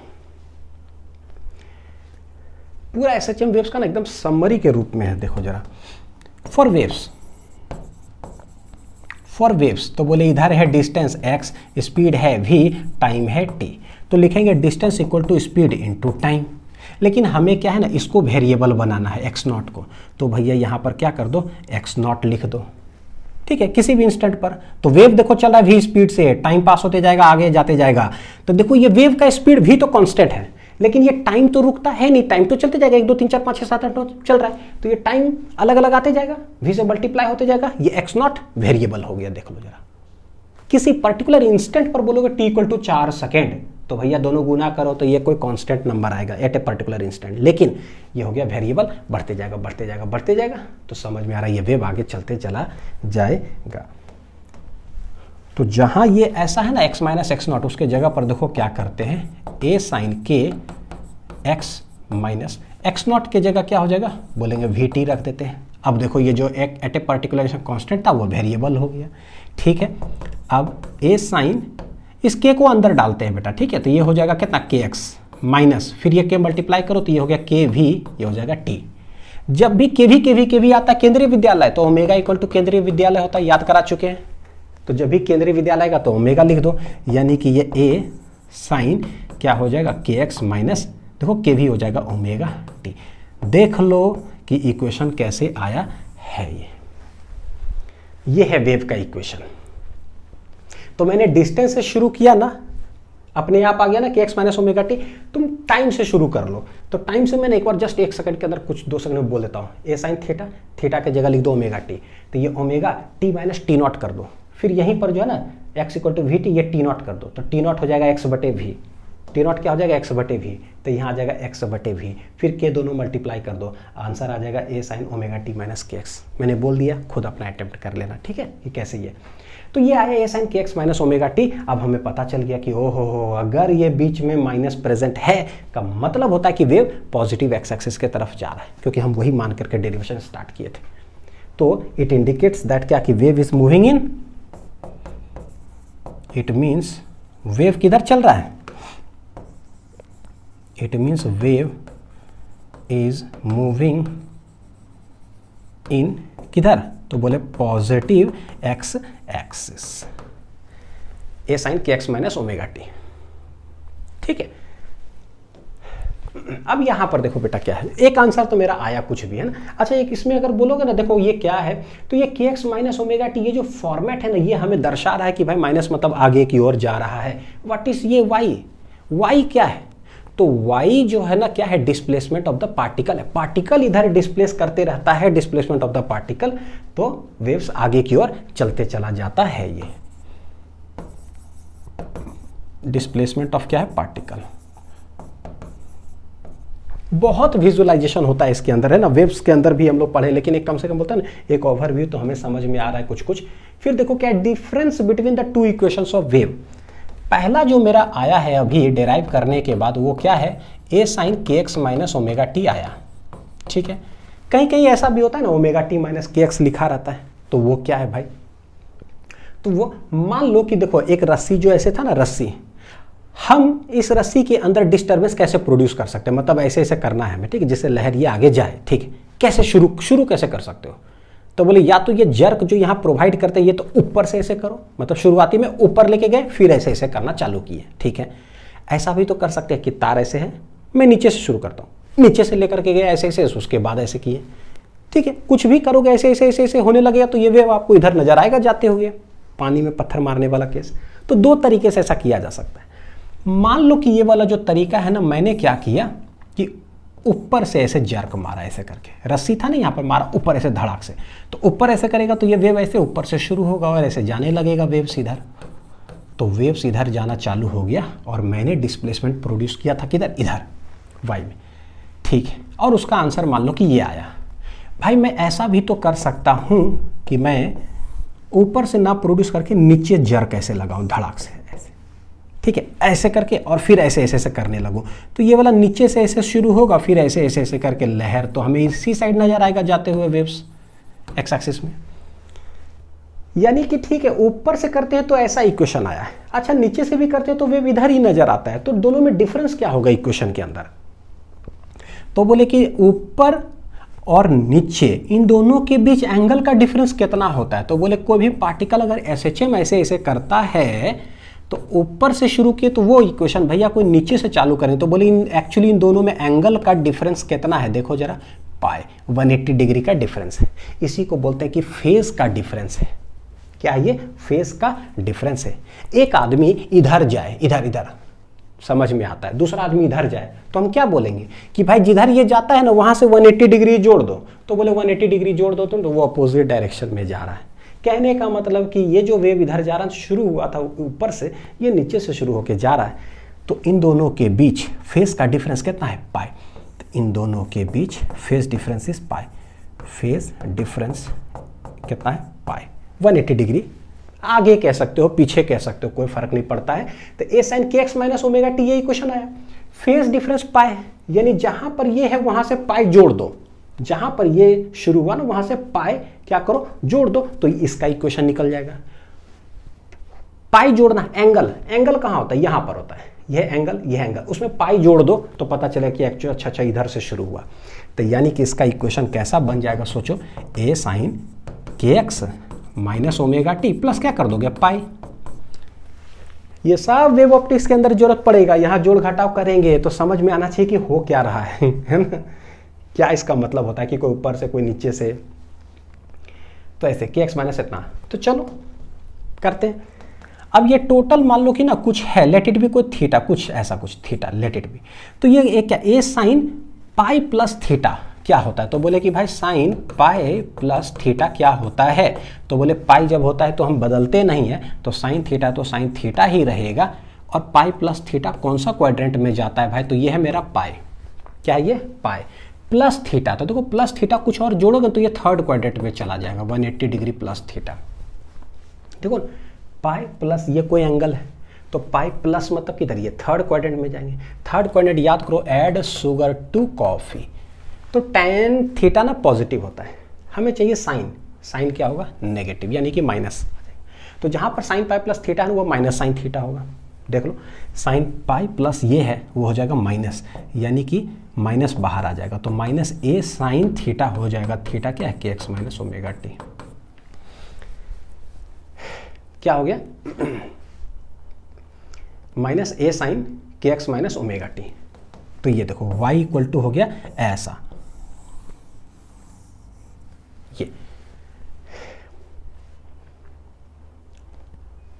ठीक है, कोई दिक्कत नहीं है। अब देखो दो बहुत अच्छा से क्लियर क्लैरिटी आएगा कि एक है a sine k x minus omega t और एक मेरा आ गया क्या, बस सामने माइनस लग गया है और है चीज वही है, ए साइन क्या है के एक्स माइनस ओमेगा टी, बस माइनस लगा हुआ है। तो बाहर अगर एक माइनस लगा हुआ हो, सेम ही फंक्शन हो, तो बस अंतर समझ में आ गया कि y प्लस का मतलब ऊपर से शुरू करो और y माइनस मतलब कि नीचे से शुरू करो। फेस डिफरेंस बेसिकली इसमें होता है पाई का, ठीक है। ये क्या है जरा मैथमेटिक्स देखो जरा, तब पता चलेगा। एक है a sine k x minus omega t, देखो एक इक्वेशन क्या है, y equal to a sine k x minus omega t, k x minus omega t. और जो दूसरा इक्वेशन हमें जो लगता है ना कि भाई ये कहाँ से आया, ए sine omega t minus k x जो है, ये दूसरा लगता है ना कि अरे यार के एक्स माइनस ओमेगा टी, मान लो कि वेव जा रहा होगा एक्स एक्सिस के तरफ, किधर जा रहा होगा वेव, एक्स एक्सिस के तरफ। तो ऐसा लगता है ना कि जब ये पलट देंगे ना omega t minus k x, तो लगता है उल्टा तरफ जाएगा माइनस एक्स एक्सिस तरफ जाएगा। नहीं, ये भी जब पलट भी दोगे ना तो ये भी वेव इसी साइड जाता है, पॉजिटिव एक्स एक्सिस के ही तरफ। कैसे, देखो इसको सॉल्व करो जरा। ए साइन देखना कैसे है, यहां पर ना मैं माइनस कॉमन ले लेता हूं। क्या ले लेता हूं, माइनस कॉमन ले लो। तो जैसे अगर माइनस कॉमन ले लोगे तो ये होगा क्या, तो ये बन जाएगा k x minus omega T. अगर सेकंड वाला जो इक्वेशन हमें उल्टा जो नजर आता है उसमें माइनस कॉमन ले लो, ठीक है। तो माइनस हमने कॉमन ले लिया तो के एक्स माइनस ओमेगा टी हो गया। फिर से trigonometry, sine minus of theta क्या होगा, इस पूरे को कुछ थीटा मान लेते हैं, ठीक है थीटा। तो साइन ऑफ माइनस थीटा क्या होता है, तो साइन ऑफ माइनस थीटा होता है बेटा माइनस साइन थीटा, ठीक है। तो ये माइनस आ जाएगा किधर, देखो बाहर, तो माइनस ए साइन ये हो जाएगा k x minus omega t, y equal to हो गया। यानी अब पता चला कि अरे यार एक होता है ये sign k x minus omega T जो डेरिवेशन की है, और जो उल्टा हमें नजर आता है ना एक्चुअली वो है minus A sine k x minus omega t, same ही चीज है, माइनस लगा हुआ है। आई होप कि क्लियर हो रहा होगा। और सेम ही फंक्शन में माइनस लगा हुआ का मतलब क्या होता है, मतलब होता है कि माइनस का मतलब नीचे से शुरू होकर के वेव आगे जा रहा है, और इसका मतलब है वाई पॉजिटिव मतलब ऊपर से शुरू होकर के वेव आगे जा रहा है। यानी कि देखो बहुत अच्छा से क्लियर हो गया ये sign omega t minus k x का मीनिंग क्या, और के एक्स माइनस ओमेगा टी दोनों का मीनिंग होता है वेव जा किधर रहा है, सेम डायरेक्शन में जाता है, moving in positive x direction, positive x direction. तो ये देखो जरा, अगर तीन इक्वेशन था ना, y equal to a sine omega t minus k x बोलो तो ये भी आगे की ओर जाएगा, y equal to a sine k x minus omega t बोलो तो ये भी आगे की ओर जाएगा। और तीसरा है कि अगर प्लस हो गया तो क्या होगा, तो ओमेगा टी प्लस अगर मान लो के एक्स हो गया तो पॉजिटिव का मतलब है कि वेव इधर जाएगा। कहाँ से पता चला हमें, मॉडुलस फंक्शन से पता चला है, वेव इधर, वेव। तो ये सब थोड़ा सा विजुअलाइजेशन है बहुत अच्छे से क्लैरिटी के लिए, ठीक है। चलो अब देखते हैं जरा, देखो क्या है, सब कुछ पढ़ लिए, अब देखते कि ये जो फेज एंगल बोल रहे हैं उसका मीनिंग क्या होता है। What is the meaning of phase in SHM equation and wave equation. Phase का मतलब क्या होता है भाई, तो बोले फेज जो है ना दो चीज रिप्रेजेंट करता है। जैसे एसएचएम के अंदर हमें पता है कि y इक्वल टू ना इस तरह से हम लोग लिखते हैं, क्या लिखते हैं, ए साइन ओमेगा टी। ये ओमेगा टी क्या है भाई, फेज। फेज मतलब एंगल, तो फेज मतलब यहां पर हो गया, फेज को फाई से डिनोट करते हैं, फाई यहां क्या है, ओमेगा टी, ऐसा कुछ। तो लेट मान लो कि समझने के लिए फेज जो है ना 30 डिग्री है, मान लो लेट 30 डिग्री, तो उससे हम क्या समझेंगे भाई, क्या समझेंगे उससे, या 90 डिग्री है फेज, तो हम क्या समझे उससे, देख लो जरा, मान लो 90 डिग्री है, मान लो 90 डिग्री, तो हम क्या समझेंगे एसएचएम में फेज से, तो बोलते हैं कि फेज का मतलब चलो है ना पेंडुलम बनाते हैं। एसएचएम का मतलब होता है पेंडुलम, बना लिए पेंडुलम, ठीक। और इसी का एनालॉगस एसएचएम समझने के लिए होता है कि हमने साइन फंक्शन बना लिया, ठीक है। अब मैं बोल रहा हूँ कि फेज है 90 डिग्री, तो 90 डिग्री का मतलब क्या, तो बोले इधर आओ, क्योंकि ये मोशन तो यही है। 90 डिग्री का मतलब होता है कि यहाँ पर है ये फेज कितना है, 90 डिग्री। तो सोचो कि क्या समझोगे, एक पार्टिकल ऐसे ऐसे ऐसे जा रहा है। 90 का मतलब हुआ कि एक तो पता हमें चल गया कि पार्टिकल है कहाँ, अपर एक्सट्रीम या लोअर एक्सट्रीम। तो देखो ये पार्टिकल है यहाँ पर अपर एक्सट्रीम पर है। जैसा ही हम एंगल बोलते हैं ना 90 डिग्री, खटाक से हमें एक चीज पता चल गया कि पार्टिकल है कहाँ भाई साहब, पार्टिकल है कहाँ, अपर एक्सट्रीम पर है। यानी कि पेंडुलम में पार्टिकल कहाँ है, यहाँ है 90 डिग्री बोलने का मतलब। तो पहला चीज हमें पता चला कि पोजीशन ऑफ द पार्टिकल। तो अब हमें ये दिखाई दिया, ये ओमेगा टी बोलते हैं 90 डिग्री, तो इसका क्या मतलब होता है, इससे पता चलता है कि पेंडुलम में ना पार्टिकल कहाँ है, दिख रहा है कहाँ है। दूसरा चीज क्या पता चलता है कि अब वो जाएगा किधर, यानी कि direction of motion of particle भी हमें समझ में आ जाता है, क्योंकि पता है कि पेंडुलम के अंदर अगर पार्टिकल यहाँ है तो यहाँ के बाद जाएगा किधर, तो वापस आएगा भैया वो। देखो तो डायरेक्शन ऑफ मोशन भी पता चल गया कि it will move towards the mean position. तो अब यहाँ के बाद जाएगा किधर, तो इधर आएगा और आएगा किधर, मीन पोजीशन के तरफ। तो बस हमें एक बार जहाँ एंगल पता चला तो दो चीज हमें खटाक से दिख जाता है, position of the particle, direction of motion of the particle. तो ये क्या था ना, एसएचएम का कहानी था, पेंडुलम में हमें दिखा। वेव्स के अंदर कहां दिखाई देगा भाई, वेव्स के अंदर फेज का मीनिंग क्या है। तो वेव जैसे ही हम लोग बोलते हैं तो उसका इक्वेशन अब हमें पता चल गया कि इस तरह से है, मान लो ये sign omega t minus k x, ठीक है। और यही है क्या, एंगल। एंगल का मीनिंग क्या होता है, फेज। फेज को डिनोट क्या चीज से करते हैं, फाई। यानी कि वेव्स के अंदर अगर हम बोले फेज, तो फेज मतलब हो गया ओमेगा टी और माइनस हो गया के एक्स।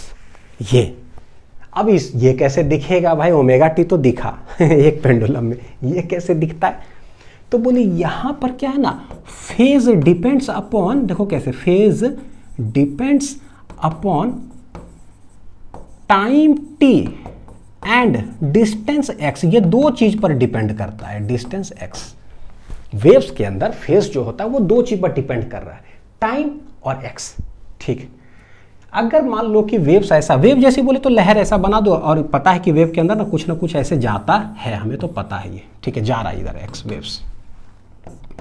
और यह है पार्टिकल मोशन। पार्टिकल हर जगह पर, यहां कहीं भी ले लो, पार्टिकल क्या कर रहा है, एसएचएम, वाई एक्सिस में, पार्टिकल्स एसएचएम इन वाई एक्सिस, ठीक है। अब देखो कि क्या है फेज का मतलब, तो बोलते हैं कि बेटा देखो फेज ना टाइम और एक्स दोनों पर डिपेंड करता है। तो लेट बोलता हूं कि x इक्वल टू 4 मीटर पर, तो जैसे x इक्वल टू 4 करोगे तो ये एंगल क्या हो गया, फिक्स। यानी कि पता चला कि फाई x पर भी डिपेंड कर रहा है, तो x इक्वल टू 4 मीटर। तो मान लो कि एट ए पर्टिकुलर पोजीशन पर x इक्वल टू, लेट में बोल रहा हूं कि x इक्वल टू ले लेते हैं 4 मीटर पर, तो मान लो कि चलो यहां आ गया, ठीक है, यहां ऐसे आ गया। तो देखो क्या, जैसा ही x इक्वल टू 4 मीटर किए ना, हमें धड़ाक से फेस के अंदर ना आधा नॉलेज हो गया वेव्स के अंदर कि किस पार्टिकल की बात कर रहे हो, तो हम इस पार्टिकल की बात कर रहे हैं। कितने पार्टिकल्स होते हैं वेव्स के अंदर भैया, इनफाइनाइट। तो हम इस पार्टिकल P की बात कर रहे हैं। कैसे इनफाइनाइट पार्टिकल्स होता है, शांत तालाब, उसके अंदर एक जगह पर पत्थर मारते हैं, पानी कंटिन्यूस है हर जगह पर, तो हर जगह पर कितने पार्टिकल्स है भैया? इनफाइनाइट। हर जगह का पार्टिकल्स करता क्या है? SHM। तो मान लो कि जहाँ पर पत्थर मारे ना वहाँ से x = 1 मीटर पर लिए तो वहाँ का पार्टिकल भी कर रहा है, 1.5 मीटर लिए वहाँ का भी पार्टिकल SHM कर रहा है, 2 मीटर, 3 मीटर, 4 मीटर, 5 मीटर, इतना, यानी कीप x = समथिंग, वहाँ का पार्टिकल दाएँ बाएँ कर रहा है। दिखेगा कैसे? पानी वाला जहाज बना के तालाब में रख दो, आपको दिखेगा कि भैया ऊपर नीचे हो रहा है, उस पानी के ऊपर जो रखे हो, यानी पानी का पार्टिकल ऊपर नीचे कर रहा है, SHM दिखा। तो कीप x = समथिंग, फेस के अंदर आधा चीज दिखने लग गया कि भैया यहाँ का पार्टिकल और यहाँ का पार्टिकल कैसे कर रहा है? ऊपर नीचे, ऊपर नीचे, ऊपर नीचे, ऊपर नीचे, ऊपर नीचे। यानी जब हम x = कुछ रख देते हैं ना बेटा, तो ये हो गया मेरा कांस्टेंट। मैं इधर लिखता हूँ x = जैसे हमने ये किया तो इट मीन्स कि x क्या हो गया? कांस्टेंट हो गया, ये पता चल गया, पता चल गया। तो फाई = क्या है? ω t माइनस है kx। क्या है फाई टोटल वेव्स के अंदर? ω t माइनस kx। तो x = जो 4 रखे ना, तो ये वाला टर्म हो गया कांस्टेंट, लेकिन ये वाला तो अभी तक वेरिएबल है, क्योंकि भैया समय तो रुकता नहीं है। तो ये वेरिएबल ω t का मतलब क्या हुआ कि कंटिन्यूसली जो है वो एंगल क्या करेगा, मतलब ω t का मतलब क्या होता है? फ्लक्चुएशन। डायरेक्ट दिमाग में रखो, क्यों फ्लक्चुएशन में बोल रहा हूँ? SHM के अंदर आओ।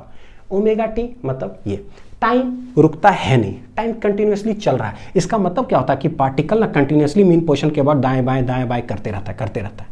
तो जब भी मैं ω t बोलूँ समझना, ओ टाइम तो रुकता नहीं है, पार्टिकल SHM कंटिन्यूसली फ्लक्चुएट करते रहेगा। तो ये दर्शाता क्या है? फ्लक्चुएशन। ठीक, फ्लक्चुएशन। ω t क्या दर्शाता है? Fluctuation, SHM।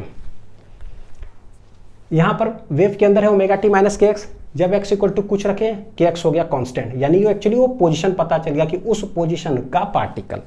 अब सिंस ω t वेरिएबल है, टाइम कंटिन्यूसली चेंज होते जा रहा है, खट खट खट खट खट, इसका मतलब है कि फेस चेंज होते जाएगा। बच्चों देखो यहाँ का पार्टिकल जो है ना, हाँ, यहाँ का पार्टिकल क्या करेगा? दाएं बाएं दाएं बाएं दाएं बाएं दाएं बाएं, देखो क्या कर रहा है? SHM कर रहा है ये वाला पार्टिकल, यानी कि पता चल गया, यानी कि फेस कंटिन्यूसली क्या हो रहा है? चेंज हो रहा है। तो दो चीज यहां पर पता चलता है कि x = समथिंग रखते हैं ना, तो हमें पता चलता है कि मीडियम के अंदर ना कौन सा पार्टिकल का पोजीशन पता चला, पोजीशन ऑफ द पार्टिकल पता चल गया। और उसके बाद ω t डिनोट्स क्या कि वो उस पार्टिकल क्या कर रहा है? परफॉर्मिंग SHM कर रहा है। अब मान लो बोलोगे सर अनिल सर t = भी अगर मैं कुछ रख दूं तो ठीक है, तो पार्टिकल SHM कर रहा है, 1 second, 2 second, 3 second, 4 second, 5 second, 6 second, रोको, तो रोक दिए भैया। तो t = भी अगर कांस्टेंट रख दोगे ना, तो एग्जैक्ट उस मोमेंट पर पता चल जाएगा कि पार्टिकल ना कहां पर एग्जैक्ट है। मान लो ये करते करते खट खट खट खट खट ना यहां पर आ गया, और ये हो गया t = 6 सेकेंड पर, मान लो लेट इट भी, कितना आ गया? t = 6 सेकेंड पर। तो पता चल गया ना कि ऊपर वाला पोजीशन प्लस एम्पलीट्यूड कहलाता है, एकदम नीचे वाला पोजीशन माइनस एम्पलीट्यूड कहलाता है। तो ऊपर से ऐसे जा रहा था, नीचे आकर के यहाँ तक आया, तो t = सेकेंड पर ये भी पता चल गया कि उस पॉइंट पर जो पार्टिकल है वो कहाँ है, और अब वो किधर जाना चाह रहा है? तो नीचे की ओर जाना चाह रहा है, towards the left extreme position. तो ये है वेव्स में फेज का मतलब। ठीक है, तो पूरा दिमाग में अच्छे से हमारा पिक्चर बना कि फाई = ω t माइनस kx का मतलब क्या होता है और SHM में उसका मतलब क्या होता है। अब यही वेव ऑप्टिक्स के अंदर जब यंग्स डबल स्लिट एक्सपेरिमेंट पढ़ेंगे तो बेटा वहां पर क्या रहेगा कि मान लो एक होल बना हुआ, लेट उधर से एक ना रे ऑफ लाइट आया, रे, फिर एक और होल बना हुआ, उधर से रे ऑफ लाइट आया। तो रे ऑफ लाइट आने का मतलब क्या होता है भैया? लाइट वेव आ रहा है। क्या आ रहा है? Light wave. क्या आ रहा है? ये लाइट वेव। अब हमें समझ में आता है एक वेव आ रहा है, एक वेव आ रहा है, दो वेव दोनों सेम डायरेक्शन में आएगा, तो कैसे रिप्रेजेंट करेंगे? a sin ω t minus kx या kx माइनस ω t। कोई टीचर क्या करते ω t माइनस kx से पढ़ा दिए, कोई टीचर kx माइनस ω t से पढ़ा दिए। दूसरा वाला भैया हमको पता भी तो चलना चाहिए कि कोई टीचर वो क्यों पढ़ा रहा है, कोई टीचर वो क्यों पढ़ा रहा है। अब समझ में आता, कोई टीचर कुछ भी पढ़ा सकता है, क्योंकि इधर जाने के दो तरीके होते लिखने का। तो लिखेंगे, अब फिर वो दोनों मिलेगा तो क्या क्या होगा, कैसे फेज डिफरेंस, पाथ डिफरेंस, सब कुछ ट्रांसपेरेंट एकदम क्लैरिटी से समझ में आने जा रहा है। ठीक, तो आई होप कि जिनका SHM वेव्स भी थोड़ा सा गड़बड़ होगा तो उसको थोड़ा सा स्ट्रांग होने में मदद मिला होगा इससे, और वेव ऑप्टिक्स तो मजबूत करेंगे। ठीक है, चलो मिलता हूँ अगले लेक्चर से, शुरू करता हूँ हाइगन्स प्रिंसिपल के साथ। Thank you.